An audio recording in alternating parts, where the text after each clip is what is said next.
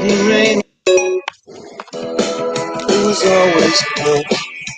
No sunshine. You write down a dream.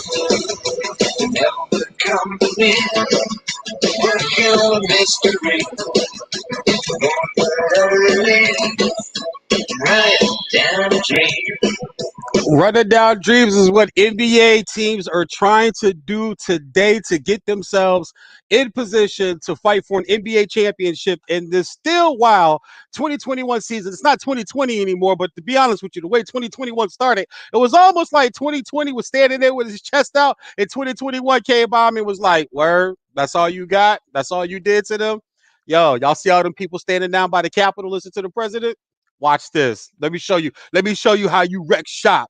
So that's how 2021 started, and it has turned over into that led into the Bucks winning the Super Bowl with Tom Brady at 59 years old with two grandsons in the league, leaving the Patriots in the Patriot way. That's led to college having so many COVID issues and teams getting to the tournament, teams not getting to the tournament. Carolina's home early, Michigan State's home early, Kentucky Bluegrass doesn't make it, Duke Bluegrass doesn't make it, Kansas is eliminated by USC, Illinois goes down, 2-2s goes down. You got a 15, a 14, 2 11s, and a 12 in the Sweet 16 for the first time ever. And oh, by the way, there's that Loyola Chicago team lurking out there once again.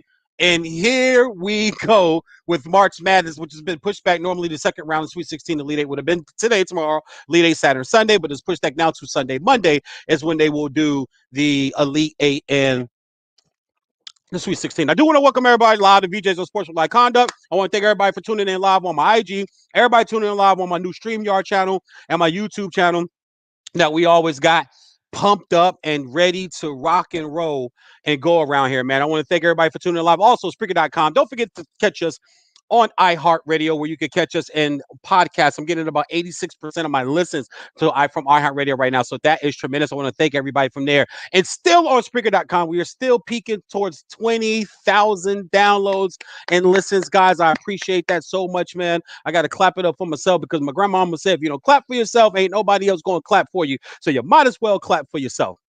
Great show lineup for you guys today. The league is changing fast. I did a show about 3 or 4 weeks ago where I talked about how things change fast. I still might have the notes for it because I keep everything here in my pad, everything that I say, all the picks that I make. I talked about things changing fast. And in sports, I mentioned the Tampa Bay Buccaneers just last year. Jameis Winston, almost 40 turnovers, a bunch of interceptions, a bunch of fumbles, 7-9 football team. Can't get it done. Franchises going nowhere. We got to get rid of this guy. We got to make a move. We got to do something drastic. Oh, my God. Who wants to come play here? Tom Brady, 6 Super Bowls, 9 Super Bowl appearances, wants to come play here with us. Okay. Leonard Fournette wants to come play here with us. He got cut by Jacksonville. Okay.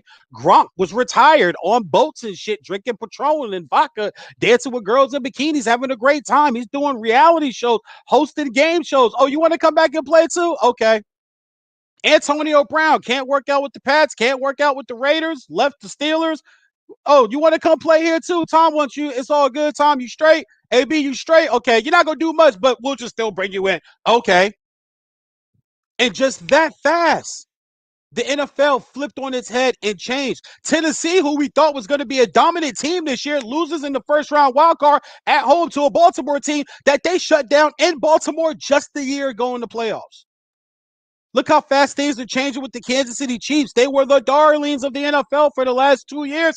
This year struggled a little bit, got beat by some teams at home, still have home field advantage. Wasn't like last year where they find themselves down 24-0 to the Houston Texans. How fast has that city changed? How fast has that franchise changed? How fast has Deshaun Watson life changed? Things change fast in life, and they change even faster in sports. The Pats were dominant for 20 years, just that faster, not even in the playoffs.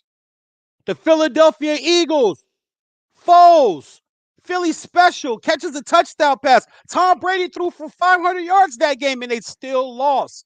Doug Peterson, long-time backup, long-time assistant, now gets a shot at the head coaching in the NFL, gets to a Super Bowl, wins a Super Bowl. Shit, I think a Super Bowl buys you 5 or 6 years. before they even started to talk about replacing you. Carson Wentz, number 2 quarterback overall. Him and Peterson both gone. Just won the Super Bowl 3 years ago. Things change fast. The Seattle Seahawks, Legion of Boom, Cam Chancellor, Beast Mode, balling, doing big things up there. Richard Sherman dancing with the cheerleaders. Richard talking shit to Crabtree with Pam Oliver post games on the way to the Super Bowl. They went to back-to-back, 2 Super Bowls, not back-to-back, but went to 2 Super Bowls, 3 straight conference championship games. Things change fast. Russell Wilson storms out of a meeting, acting more like Sierra more than Russell nowadays, wants to get traded. They don't block for me. This franchise isn't doing for me. The franchise did for you first when they started you over a guy they had already paid at Matt Flynn. You're a second, third round pick. Matt Flynn was going to be the guy there coming from Green Bay. I.e. the teams don't sign free agents off of contracts off of like 6, 7 games. It does not work out.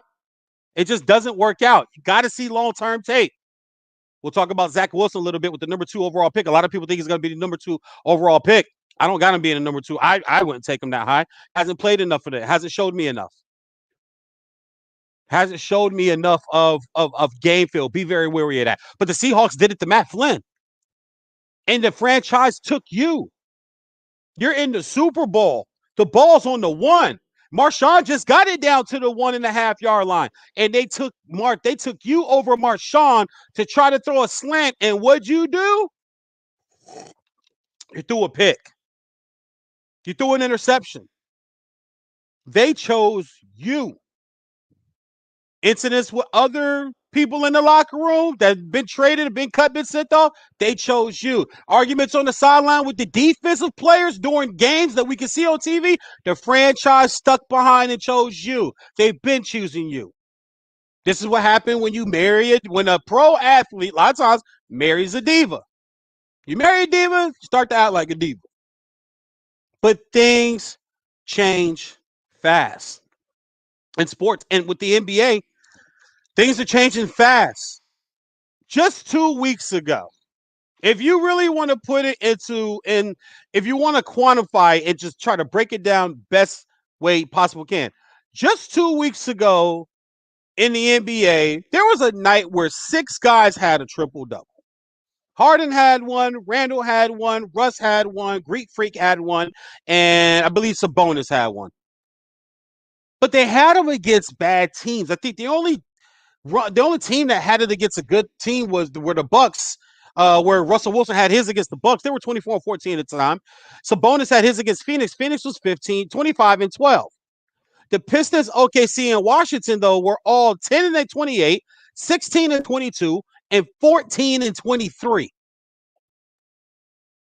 Those teams all made moves except for the Pistons today.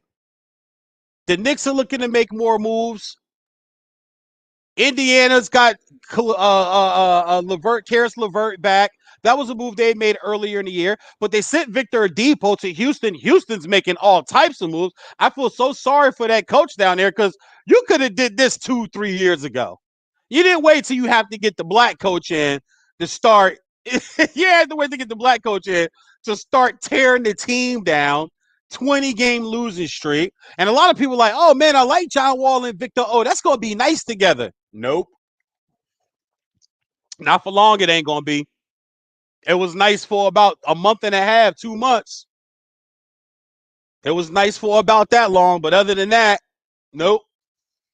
But things change fast in sports. Just 2 weeks ago, Lakers are riding high along with the Jazz, but I don't think people believe in the Jazz. Lakers are riding high. Everybody's trying to figure out whether the Clippers are going to get it together. And I got my hoop rock around here somewhere. Since we talking hoops, I had to bring out the hoop rock. Y'all should have saw me earlier. I was doing like crossovers. You know what I'm saying? I was doing hezzies. I was doing the sham god in the kitchen. Raynell wasn't trying to play with me.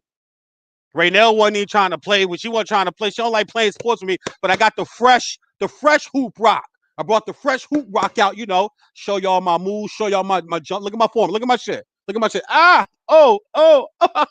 Butters. Panties. When I was young, when I used to shoot a jump shot and it hit all night, I used to yell panties. Somebody one day said, why you yell panties? I said, because it's wet. It's wet. My jumper is panties because it's wet. Y'all can't steal that. That is copyrighted by VJ Entertainment, Best of Sports Entertainment, VJ Comedy, The Big Vanilla Funny, and Vernon Eugene Husky II. That's the government name. If I owe y'all some money or the police looking for me, this ain't really me. But things change fast. Lakers are riding high. They know they're going to get AD back. Oh, there's a loose ball. Oh, somebody rolls over somebody's ankle. I thought, listen, I'm not a LeBron guy. Everybody knows that, but I know how physically tough he can be sometimes. I know LeBron can play through ankle twists and pains. Do I think he embellishes a little bit with some of the theatrics and the looking at his hand in the head and looking? I mean, yeah, but he's still 6'9", 6'8", 250, 255, whatever weight you want to put him. He's still that guy with that body running like a freight train down the court. He's still that guy. I'm thinking, 2 weeks. I hear today could be 4 to 6 weeks. And then somebody else hit me was like, nah, that's 6 to 8 weeks. I'm like, 6 to 8 weeks? Why would he come back? And I put $100 on it with anybody right now. He won't come back. And I know I got my man Kenneth Clark waiting in the window to bring him in on here, man. One of my special guests. He's got a podcast coming out. We'll plug all that. But I just want to get through this. Things change real quick. Give me 90 seconds. But things change fast. AD's already out. The Lakers make no moves today. This is another thing that I want to talk about, too, because I told you guys on any platform, anybody that wanted to listen, and I hate to be the I told you guy, even though it is enjoyable because I do like being right, like most people in this industry. But I told you guys, this team was not better than last year's team. Oh, the team got better. There's a certain analyst on TV. All I know is the team got better. The team got better this year. You bring in Dennis Schroeder. Okay. You bring in Matthews. All right. You got shooters. Now LeBron has shoot. What? But you gave up all that size. You gave up a motivated, rejuvenated Dwight. You gave up a very lively, long, 7 foot tall, want to prove people wrong, chip on his shoulder, bouncy JaVale McGee. And then you gave up playoff Rondo. And this team was supposed to be better. LA is so finicky. Schroeder have a good game. Oh my God, I told you guys about Schroeder. I told you. And then for the next 8 or 9 games, he'll go 8 points, 6 points, 11 points, 9 points, 7 points, 10 points. And, 18 and 10. Oh, here's Dennis. Man, what? This is the same Dennis Schroeder that was in Atlanta, guys. It's the same guy. The same guy who let Rondo punk him a week ago, and now Rondo gets traded today to the Clippers. Things change fast. Mr. Lou Williams, you want them pepper wings, them lemon pepper wings in Atlanta? You got them. You got them, sir. And with all that being said, man, because I got a lot to say today, as y'all can tell, I ain't already been drinking. I've been smoking. I've been drinking. Got my red cup. Got my championship belt. Because y'all know I'm the independent sports talk champion. I said so. I don't need anybody else to say it. That's how confident I am. My belt. I told y'all this is made from genuine shoebox, dress shoebox, like from dress shoes. This lady in Africa, from Uganda, made it for me. Her name is Adabambe Udumasu Mamakusa. She hooked me up with this joint right there. So with that being said, man, I want to bring in this gentleman that's coming in next, man. He's got his sports talk thing going too on the side. The two of us are going to put together our own podcast and then shut down any other duo that's out there, man. He's got his podcast that's coming out next month, the Break Room Breakdown podcast. I like that shit. I like anything that rhymes and that makes some sense because you do talk a lot of shit in the break room, right? It's better than water cooler sports. Water Cooler Podcast. 3rd and 10 podcast. Come on, it's got to mean something. So I fucks with it. I like it. My man, the myth, the legend. This brother was in the finance industry too. He got to show me how to make.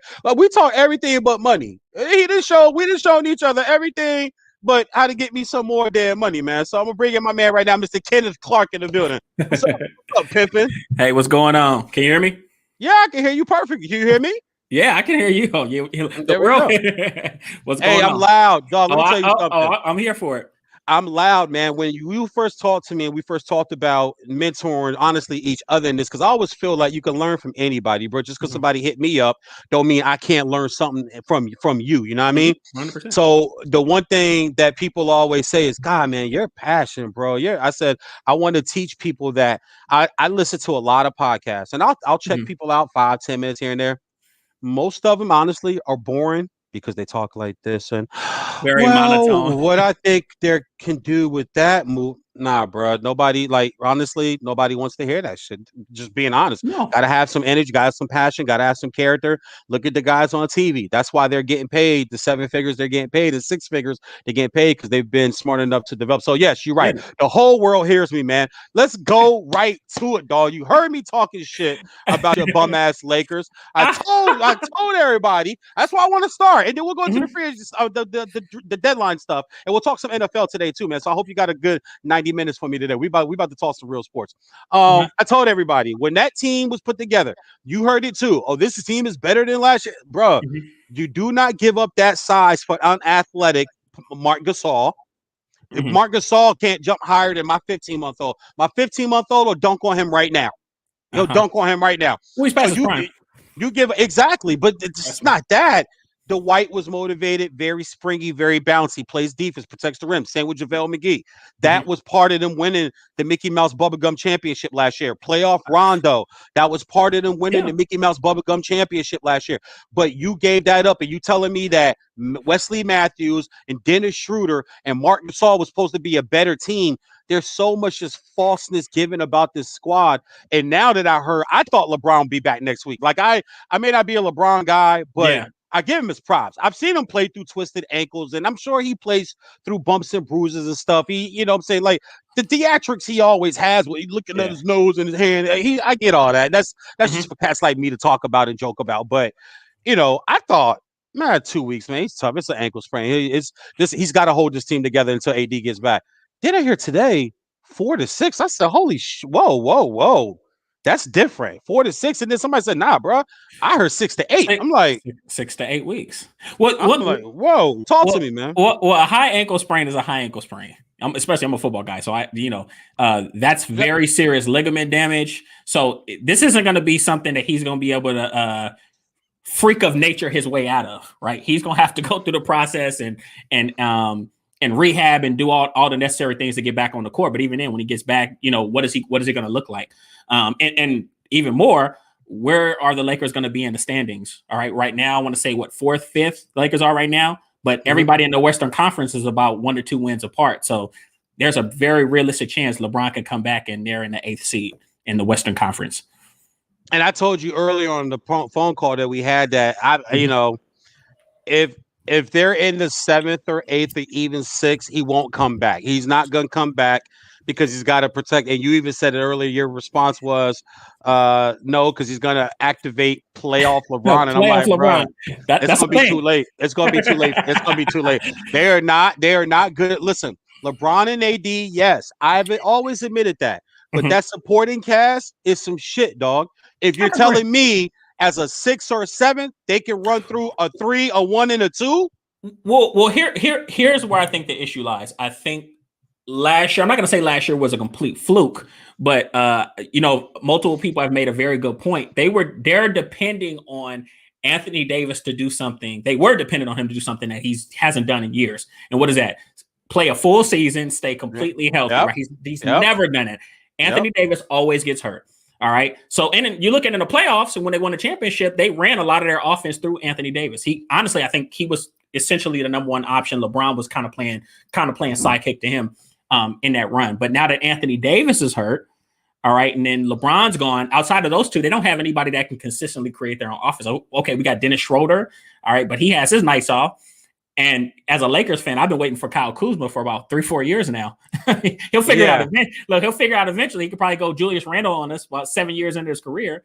But that was the issue. I think that they kind of rested on their laurels and they felt like, oh, okay, well, Anthony's going to stay healthy. Or even if he doesn't, we'll have LeBron. I mean, LeBron doesn't get hurt very often. So this isn't something that they necessarily foreseen.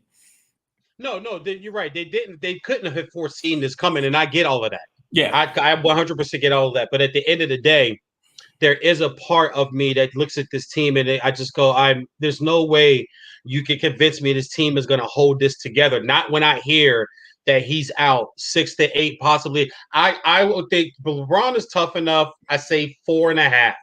I think if AD comes back and they win a few, he'll look at that and go, all right, let me just come back with it. LeBron is a very calculated, very smart individual. He knows as well as anybody else that he can easily just magically reappear, and nobody's going to think of anything of him being gone or if he was hurt. And he's always going to have that excuse for him. He knows that. He's very calculated. He's very smart. He's very intelligent. He knows he's got his fan base. He's got social media. So even if they don't win the championship, people are going to say, well, LeBron got hurt and he came back and he played and he was less than 100%, or he was only at a 70% or 75%, which I will kill and jump on all over him, because when Steph Curry tried to come back after having his knee drained twice in the playoffs and play that finals, I thought the Cavs did take advantage of it and come back from 3-1 and won it. But my thing was always, it's not even a Draymond game. I hate that excuse, because that was only game 5. They still could have closed that shit out in game 6. They still had another opportunity to close that game out, and they didn't close the game out. The game he was missing, but if that's a healthy Steph Curry, if that's not a knee drain, that's why you're a football guy. You ever have your knee drain? How long does it keep a football player out? So when you have your knee drain, I want somebody else to have their knee drained twice in a month, and then go play every other night in the NBA playoffs. And you tell me how you fare. Well, no. So while I agree, I don't want to take anything from Draymond, how important he was for that Warriors dynasty. All right, just playing that wing spot, he spread the entire floor for that. I think he's arguably one of if not the most important piece to that Warriors dynasty. So I think when you take him out of the fold and he gets suspended for something that I think we didn't think that what was a flagrant 2. Yeah, LeBron knew what he was doing. He knew what he was doing. He's calculated, man. He knew it. And listen, it was a smart move. I'm not going to act like it was. It was a smart move, but I just call it like I see it, bro. I mean, it's nothing wrong with it. I mean, but then again, if we could either easily reverse that same argument and say that, okay, well, when the Warriors beat the Cavaliers the first time, all right, no Kyrie, Kyrie got hurt at the end of game 1. No, you're absolutely right. We can take that one on all day. See, and that's why I bang on the NBA the way I do, and it's simply just because if you ask me, when was the real last the real last champion? The real last champion might have been the Spurs. The Spurs. If you just want to take all the bullshit out of it, all the injuries. The last time we had 2 teams that were evenly matched and that were as healthy as you can be in June was the year where the Spurs beat the Heat in 5. The LeBron cramp game in game 1, and then he comes back and wins in game 2 in overtime. Right. Scoring 10. I think he scored 10 of their 12 points in overtime, and they got game 2 in San Antonio, but then San Antonio just took over. They were pissed from the year before and went on. That's the last time, because if you want to go, like you said, that first Cavs Warriors, all right, you're right. There were some people that Kyrie was out after game 1. He was. Kevin Love missed it. Kevin Love missed the whole series. Okay, no problem. Following year, Steph's hurt. Draymond gets suspended.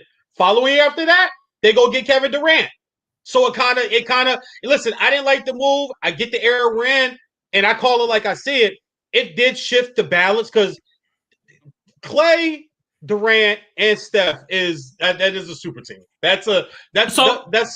So here's my thing about that. I think even though they gained Kevin Durant, they lost a lot of their bench players. So they became they became a top-heavy team. So to me, it kind of balanced out. And you saw that when the Raptors beat them, you're like, okay, well, this is a top-heavy team. So if a lot of these guys start getting hurt, then the rest is history. And that's what happened in that Raptor series. Well, before that, you're right about that, because before that, they did have a David Lee, they did have Iguodala, they had Barbosa, they had Sean Livingston. You're right, they did have some and they had Bogut. People don't remember the 3-1 comeback series. Those first 4 games, LeBron and that crew could get nothing at the rim, because Bogut was just a 7'1" statue in there, and he wasn't letting nothing go down. You go back and watch clips. LeBron, even Van Gundy, I remember commenting saying, "Well, LeBron attacks. He's got to take some of them shots," but he was going into Bogut and he was kicking it out to a lot of guys all through games 1, 2, and 3. People forget in game 4, Bogut goes down with a knee injury. He's out the rest of the finals, and then the following game, I think the Cavs had something like 59 points in the paint. LeBron had 42 total. Kyrie had 40 total. Both of them combined for 82 points in the series. The series was never, and he had the Draymond suspension. The series was never the same again after that.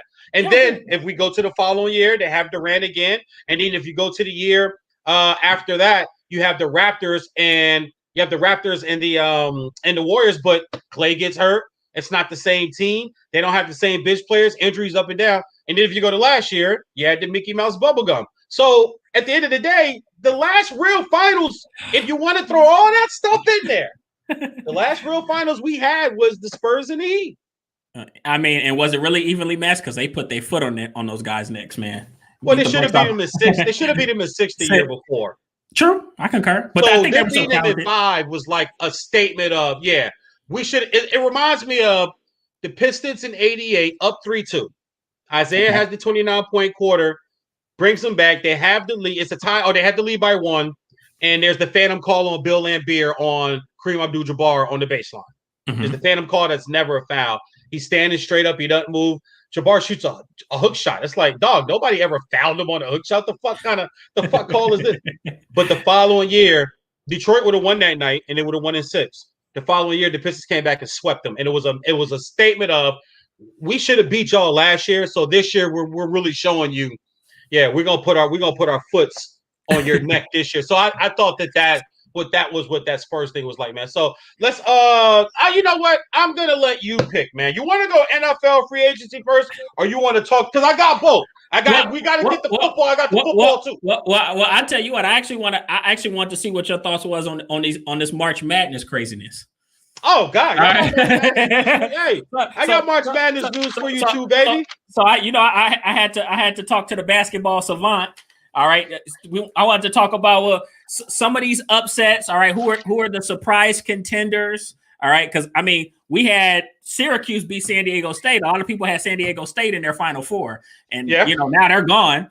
All right, so Oral Roberts beats Ohio State. Syracuse beats San Diego State. I mean, who else? What? Loyola beats Illinois. All right, what was the worst upset to you? Illinois. Because I had Illinois in my bracket winning it all. So when Illinois lost, it killed my bracket. It killed my bracket. These are some notes. I'm glad you brought this up because if you see my home, so I keep notes. I have pads for like baseball, basketball, football. So when you said that, I was going to do this the other day, but I didn't get a chance to. Just in the round of 32, we had 2 13s, an 11, 2 11s, a 15, a 14, and a 12. It had never been done in college basketball before. I think what you're seeing, Kenneth, and what's happening is you're seeing the change in the tide of college basketball right before our eyes. This is not a COVID thing. This is not a COVID thing because Kansas still played well this year. They had COVID issues. They got beat by SC the other night, but Kansas still played well. Michigan didn't have a problem this year. Illinois didn't have a problem this year. Purdue didn't have a problem. I mean, not Purdue, Iowa with their All-American player. They didn't have a problem. So this wasn't everybody. Right. And it wasn't COVID. I think we're seeing in the teams that I mentioned, you have veterans. That one and done superstar kid, that I don't know where the hell that went. It's almost like you don't even know who the number 1 draft pick is this year. No, you don't. Because you got guys in the G League too. Yeah, every year there's 2 guys. You're like, okay, who's going 1, who's going 2? Every single you don't even have that this year. So I think something's happening with basketball, and I think with these kids starting to do things like go overseas, like LaMelo did. Go to the GD League, whatever letter they gave it this year.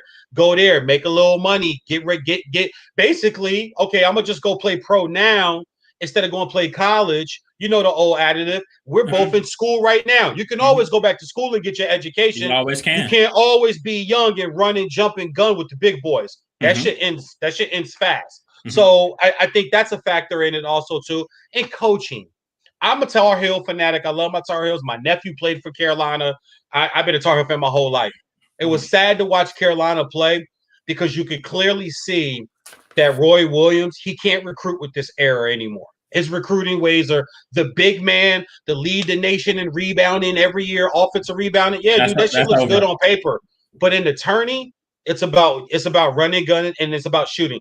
I've never seen a Carolina team that has one legitimate shooter. Walton is their legitimate shooter. That's it. Every time another player puts up a three-pointer, I'm like this. I've had years in my lifetime where it's 4 players on the roster. They jack a 3. I'm like, bang, bang. Oh, okay, he missed that one, but he gonna make the next 2. Oh, yep, that one, bang, bang. Like, but now it's just like, which means he can't recruit shooters. and he hasn't recruited shooters. I see the same thing with Izzo and Michigan State. I see the same thing with Coach K and Duke. There are some teams where they're coaching the age. I hate to say it like this, but it's true. The age is not keeping up with the game. The only guy, though, I want to give shout out to Jim Boeheim. This is like the third time he has taken a last four in team. This is like the third time he's taken a last four in team and put them into the Sweet 16. That's called cool. And you can't, and the average fan can't name me one player from Syracuse.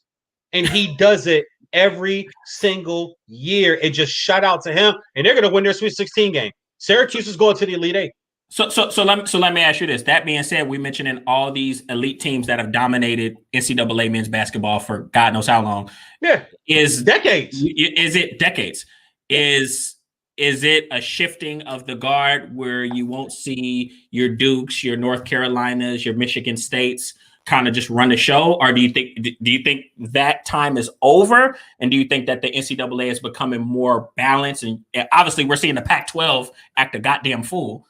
All right. Oh my God! Undefeated. All their teams are in the Sweet 16. In the Sweet 16, right? So, is it a shifting of the guard, or do you think those teams will be? Is this an anomaly, or do you think things are changing? No, it's not an anomaly. This is the shift. This is the shift, and it's because it's coaching. Some of these coaches that you're mentioning from these Pac-12 teams, they're younger guys. There's some of these guys are just getting not their first shot, but just getting their feet wet. Coach, some of these young guys, man, watch for a team like Georgetown to bounce back and be a top 10 team where Georgetown has been dormant for a decade. Nobody's cared about Georgetown until they made their Final Four run, I believe in 07 or 08, I want to say. But that before then, it was all the way back to Iverson. The last time Georgetown meant anything. Before then, it was Mourning. Before then, it was Mutombo. Before then, it was Ewan. So that's another team. But even though Patrick isn't a young guy, he's a first-time college coach. He can still relate to the younger players. He also just came from the NBA. Hey, come play here. I got connections to the league. You may not go first, second, third, fourth. I'll get you there, though. I'll get you there. It ain't going to take no but a call from me. That guy at such and such school, he ain't got no connect with the NBA. How many of his players go? So I think it's changing of the guard because I also ask this: who replaces Roy? Who replaces Coach K? Who replaces Izzo? You got it. These are guys that have been where they are so long. The next guy that comes in, Carolina, we got lucky with Roy Williams after Dean Smith because we had Guthridge, which was a Dean Smith assistant for so long, but then we had Matt Daugherty, and he went 6-20. It was the worst season I ever seen in my Carolina life. We got saved by Roy leaving Kansas and saying, "I want to go back home." Are we the been out of the talk of the? He's taken us to 5 Final Fours, and won 3 national championships since he's been in Carolina. We got lucky getting him. There's not a guy at Duke waiting that's going to do what Coach K did. There's not a guy at Michigan State waiting that could do it. Not unless you're going to find a former player that's got some code that's been on somebody's bench. I would think in the league. I would think a guy like Nate McMillan would be great in the college ranks. I would think a guy like Mark Jackson. Mark Jackson has been blackballed in the NBA. We get it. But could you see Mark Jackson going back to like a St. John's where he played? Okay, you didn't get the Knicks job, but you could go save St. John's though. That's where you went. You're from New York. You could bring. That's what Pat's doing with Georgetown. That's what some of these younger coaches are doing. That coach at Alabama. People forget he had Buffalo in the Sweet 16. And when Alabama saw that, said, okay, let's get him to a bigger program. He's right down at Alabama doing the exact same thing he did at University of Buffalo. So it is a changing of the guard. Younger coaches are coming in because you're dealing with a younger mindset. And these players, you can't, this ain't the tough, rough, and militant style anymore. You got to kind of massage these kids a little bit because they can transfer. They can go to the internet. So much is seen. You see Izzo and the player kind of get into it. Now, I side with Izzo. Right. But I'm also an older guy. But I see when people are going to go, oh, my God, he grabbed his player. Yes, because our era was taught you respect your coach. You don't go like the way he point down. Dog, I would never think I could point down and yell at any coach I ever played for. Regardless of what was said to me. I've had some real shit said to me in my life as a player, bro. I never told my mom. I didn't go tell my dad. Because I was probably fucking up, dog. I was probably messing up the play. I probably didn't know the assignment. The coach had every right to grab my jersey. I've had my face mask grabbed in football, and And I'm like, Hey, look, now get back out there. And I'm jogging back out to the huddle, but now my neck hurt. You done wring my neck. This shit comes. Damn. All right. hey, look, but I bet it's made you a better man today, right? Right? These kids, Exactly. these kids get yelled at, and then, you know, they want to sue somebody. I don't know. They want to go tell mommy and dad. They want to sue somebody. They get yelled at wrong. That's right? a good one. He said they get yelled at, and they want to sue some damn. So this is another thing, and sure. Obviously we're talking about. You mentioned earlier LaMelo going overseas. All right. Yeah. Another thing I'm thinking about is, you know, you have these big schools that are used to maybe not even really have to, maybe not used to even have to put in much effort to recruit because they have the name, the brand is so big. Yep. All right. Do you think that with players realizing, young guys realizing they have more options such as overseas, the G League, do you think that that's hurting these guys getting better prospects? Yeah, absolutely. Because you get paid overseas. And you get paid in college too. We all know that, but we're not supposed to know that. And overseas, they don't tax your money. And overseas, you don't have to keep it a secret. And overseas, the most important part is you play with grown men. And you don't play with other 19 and 20, 18-year-olds. You play with grown men. So even if they're not LeBron or KD or Kyrie or Clay or Steph, that's fine. That's still a 6'11", 29-year-old. Right. Who's been playing overseas. For years. Who comes from probably some war-torn country shit. Your trash talk don't scare him. He ain't afraid of America, the big bad American over here. He coming for your neck because you're the big bad American. He coming for your neck. So I think that, and it's going to make numbers. Oh, he only shot this much a shot. Because, man, everybody coming at his neck every damn night. And he's only 19, 18, like LaMelo. And LaMelo got over here. He had a little rough rookie start. Coach benched him, took that shit like a man and a professional, came back after 5 games, and was clearly on his way to Rookie of the Year. I told my wife today, we may not like his dad, but his dad was telling the damn truth when he used to say, Lonzo good, but you wait till you see my young boy. Wait till you see my baby boy. Well, here's the scary part to me when it comes to all the balls. Well, I can't speak for Jello? Yeah, I can't speak for Jello, but Jello sucks. Yeah, he sucks. But simple, right? Now, LaMelo has so much untapped potential, right? But Lonzo isn't even in his prime yet, in my opinion. I think Lonzo is very talented. I think you heard Magic Johnson in the comments. He said the other day, he said Lonzo has the highest basketball IQ of any point guard. Now, some people may see it as a stretch, but he's a phenomenal distributor. Yeah. Yeah, and the Pelicans they didn't make the move today, or at least nothing that I saw. I do got NBA TV on over here to the side over here, and they're showing the whole game now. So I guess all the deadline stuff is over. They were running earlier, but the Pelicans were talking about moving him to the Knickerbockers, which I think would be great for the Knickerbockers because I like Thibodeau as a coach. Thibodeau is still an old school guy that young people respect. He's still, and I don't know what his style is, but he gets the Steve Kerr's old school. Popovich is old school.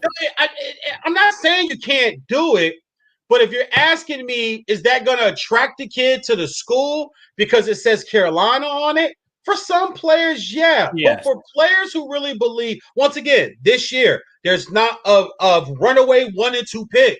So all these kids had to go to school. And some of these freshmen that are thinking about coming out, like Cunningham, the kid from Oklahoma State, he needs to stay here. He needs to stay here. You're not NBA ready right now, bro. You're not NBA ready. I know you want to get the money and stuff, but if you want to get the money, have the career, get the commercials, get the endorsement, all that shit don't come with being drafted. That comes with being drafted. And then these endorsements got to sit and watch you for a good year or two. Your ceiling has to be up. We got a guy like Zach LaVine, who people are looking at right now, and the Bulls make a move for Vucevic. We got a kid like Zach LaVine. We're like, damn, he is balling. See him in any commercials? No. Because the endorsements are like, hold on, let's. Yeah. Well, here's the thing, and here's something that I argue with people about all the time. I think the NBA has suffered from lack of player development. And you have these guys, of course, 100%, right? You have these guys coming in that are absolutely like. Let's think about this. I remember when John Wall first came into the NBA, and as great as an athlete as he is, I'm like, he probably could have stayed a little bit longer, developed a little bit more. He would have came in and been a star instantly. You know, people are wow. People are like, oh my gosh, wow, Ja Morant is doing all these things. Ja Morant stayed in college for 3 years. You know, so these guys need to round out their games. You know, it's not like in comparison to the NFL where guys play 3-4 years in college, so they come ready to play.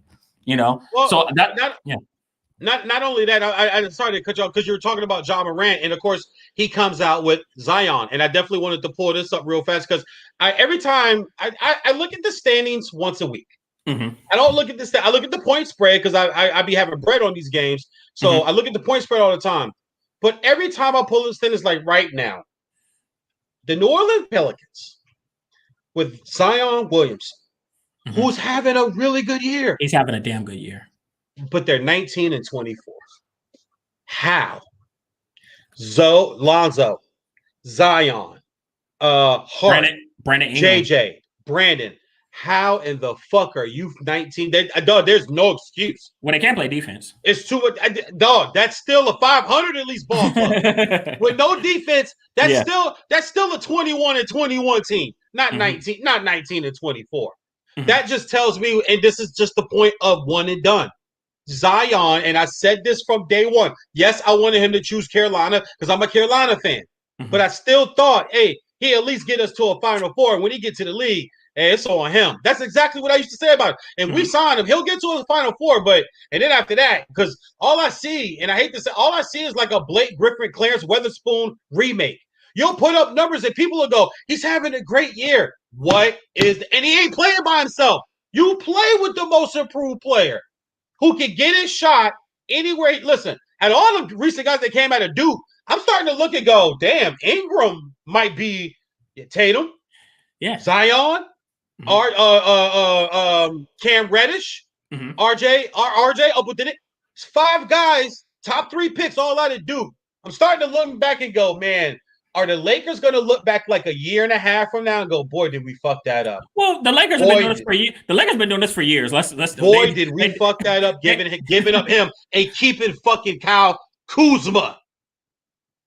And look, I have my own frustrations with that trade. Once again, Lonzo's best days are ahead of him.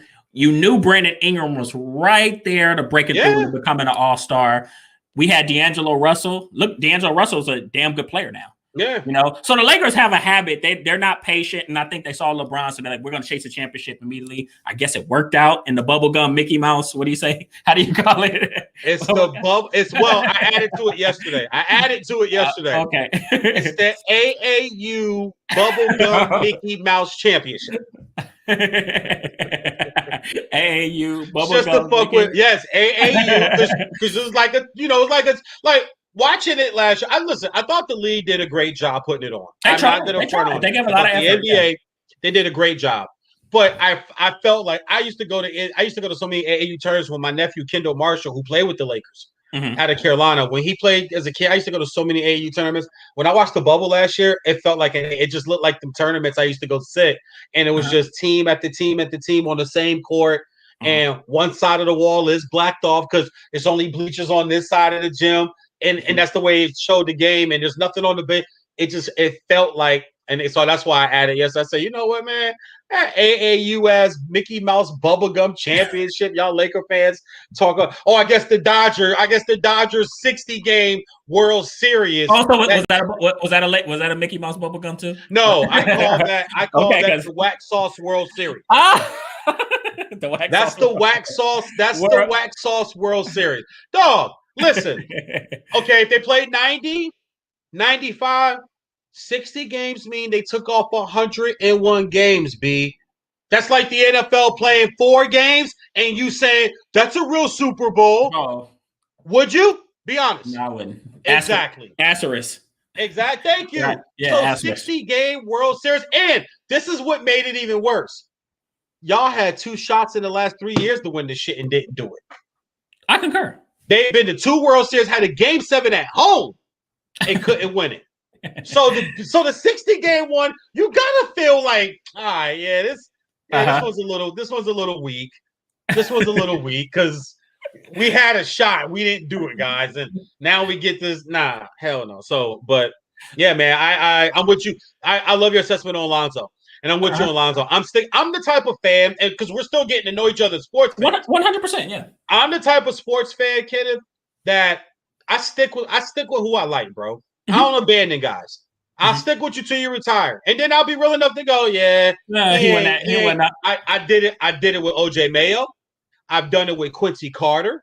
I've done it with Tony Romo, and I can't stand the Cowboys. But Tony Romo, I'm a Tony guy. I love Tony. For some reason, I love Tony. I could never explain it. People go, "Why do you like him?" I said, "Dog, I don't know." But I don't know. But I see a quarterback, honestly, that I wish Miami had. I just see a guy who fights. He doesn't bitch and complain. He's tough as shit. And yes, he'll like the interception to the defensive end against the Redskins in Week 18 that one year, dog. I fell on my sofa. I almost started crying for the man. I said, "You got to be shitting me." Well, all they had to do was go beat this bum ass Redskin team on NFL Sunday night, last game of the year of the season for everybody. Everybody's watching this Dallas team at FedEx Field, and on a 3rd and short, he throws that screen pass, and that dog. I remember my wife, who was just my girlfriend, she just looked at me, she goes, "I don't know why you like this guy." I'm like, "Oh my, you gotta be fucking kidding me, Tony." Look, I tell people all the time, Tony Romo is one of the best pure passers of this modern era. Yeah, he is. And I think that he got put in a position that he had to succeed with an inferior team. He had a terrible defense, right? And a very inconsistent coaching staff. And I think he Dallas fans are like Lakers fans. Oh, you got to win. Like there's no excuse. You could have went through all the adversity in life. You could be undrafted. I told people, I'm like, Tony Romo was undrafted, and y'all expected this guy to come in and just be the next Joe Montana Staubach or Troy Aikman. Yeah, it's like, what do y'all expect? Well, okay. Well, I don't want to be I'll be controversial. I think he's better than Troy Aikman, but that's another story for another day. Ooh. Yeah, that's another story for another day. Ooh. Well, I tell you better not let Michael Irvin hear you say nothing like that. Go ahead and invite Michael. Go ahead and invite Michael on. I'll tell him why. But that's another story for another day. But I tell you this, to kind of shift back to college basketball, this is something else I wanted to ask you about. All right. With seeing all these smaller schools dominating, like Loyola, Chicago, them beating Illinois was phenomenal to me, right? We have a lot of people that want to see a lot of these HBCU schools, universities, kind of rise back to prominence and make some noise and make it to the Sweet 16 or Elite 8 or Final Four. Do you think that now the door is open for that? Man, let me tell you something. If you allow me, give me 2 minutes on this. This right here, Vest in Sports, VJ Entertainment Sports Network. Mm-hmm. One of my plans on my network is to be one of the main streamers for HBCUs. Baseball, basketball, football, track and field, step shows, debate contests, everything. The HBCU content. I'm all about HBCUs. I have 2 daughters that go to HBCUs. I am getting my degree right now from Alabama State A&M University. I want my master's from HBCU. I love HBCU because I love Black people, and I love what we stand for and what we accomplish. And I love our intelligence and our smarts. Mm-hmm. 2 HBCU teams got wins in the tournament for the first time ever. Mm-hmm. In the first round. Norfolk State won their game, and Texas Southern. Mm-hmm. So that had never been done before. Right. I had this conversation. I don't know if you watched when I had Alex Thomas on yesterday. We talked about this for half an hour. If the Black money and the Black celebrity money would feed the HBCUs, we would start to get the talent, because you can only sell a kid so much on facilities. The kid, he's trying to get to the NBA. Mm-hmm. That's it. He's trying to get to the NFL. Mm-hmm. He's trying to get to the majors. Mm-hmm. The school is just a stepping stone. Some of these guys go to the next level and then snitch on the school. So everybody ain't sold out for the college, bro. Right. They're not. Everybody ain't sold out for the college. They went to the highest bidder. Mm-hmm. But I think HBCUs would bring such a proudness. Everyone I know that's a graduate of one just walks with a different pride as a Black person. Straight up and down, bro. That's real shit. Just different pride, dog. Mm-hmm. And I love that. That's why I picked to go get my degree from one. Could have went to a different school. My wife has a master's from USC. But I was like, I want to do HBCU. I want that proudness. The athletic side, though, like I don't know if you noticed, but on April 9th and April 10th, they're having the HBCU Combine. NFL Network is going to air it. Oh, So on wow. HBCU, Okay. yes, Okay. it's a damn shame though. That's the problem though. It's a damn shame. We got to have our own separate combine. Why the fuck we can't go to the regular combine with the rest of the big school boys? Well, Why I we think can't? well, from my understanding, they're not holding a regular combine this year. I think that's why everybody's doing a pro day. So No. Actually, they are. They announced it today. They're gonna have a combine today. Okay, Yep. all right. No. I'm sorry. That was the draft. Nope, that's the The draft. draft. They're having a draft. The is draft is regular, gonna but have people the or what combine. have you. But even so, the HBCU kids don't get invited to that, bro. They don't get invited to the Indianapolis. There's a certain number of guys they invite there, and I think there should be. Say you invite 256 kids. 100 should be allocated towards just HBCUs. But anyway, long story short, that's no there. We're getting our own. That's fine. It's a shame we got to do it its own. But let me tell you something. I think it's turning it. And I'm not a big fan of his, but Dion Sanders is starting this. No, I was Dion Sanders. I'm not a big Dion fan. I never have been. And I don't. And here's another thing. I can't explain that. People go, why would you like him? I don't know. He's a great player. He's the greatest two-way player ever in football history. He's one of the top 3 or 4 athletes in sports. I can admit that. But when I just look at him, I just be like, man, you always have to talk about yourself. Is it always about you? Shit. Can you let it be about somebody? And maybe that's it. Maybe I just had an epiphany right there. Maybe that's it where it's like, our baby, you're a lot like Dion. What is that? What do you think? You and Dion are maybe you and Dion are a lot alike. Fuck you. Nah, hey, look, you know, you know what, man? That could be, man. I love me. I ain't gonna lie to you. I love me. And you know what? I don't like T.O. And T.O.'s the same way. I'm like, I love me some me. What do you say? I love me some me. And I ain't gonna lie, that part of him, I did like. I did like him. But Dion is turning this thing around. You get Jerry Rice to show back up for the Mississippi Valley State game. We start getting these black celebrities that brag about, oh yeah, did you know I went to HBC? Okay, when are you going? When are you going to come back? Like Diddy, real talk. Why is it there not the Sean Combs production building on Howard? You brag about going there. Marlon Wayans, you went to Howard. You brag about going there. You have all these celebrities. 2 Chainz played basketball at Alabama A&M. He played. A lot of people don't know that he played hoop there. Yeah. But 2 Chainz, bruh, where's the 2 Chainz weight room? Where's the 2 Chainz locker room? I don't care what you give them. Just give them something. I think when the black dollar and the black celebrity money starts to go back to the HBCU, you can then go, dog, let me tell you something. If you had a kid and he's thinking of going to USC, would you rather see USC's head coach, or would it be cool as shit if Snoop Dogg showed up? Exactly. Snoop, 100%. Exactly. He's relatable. So imagine now you don't have, and I'm not trying to make this a race or color thing. No worries. You don't have this middle-aged white coach coming in now.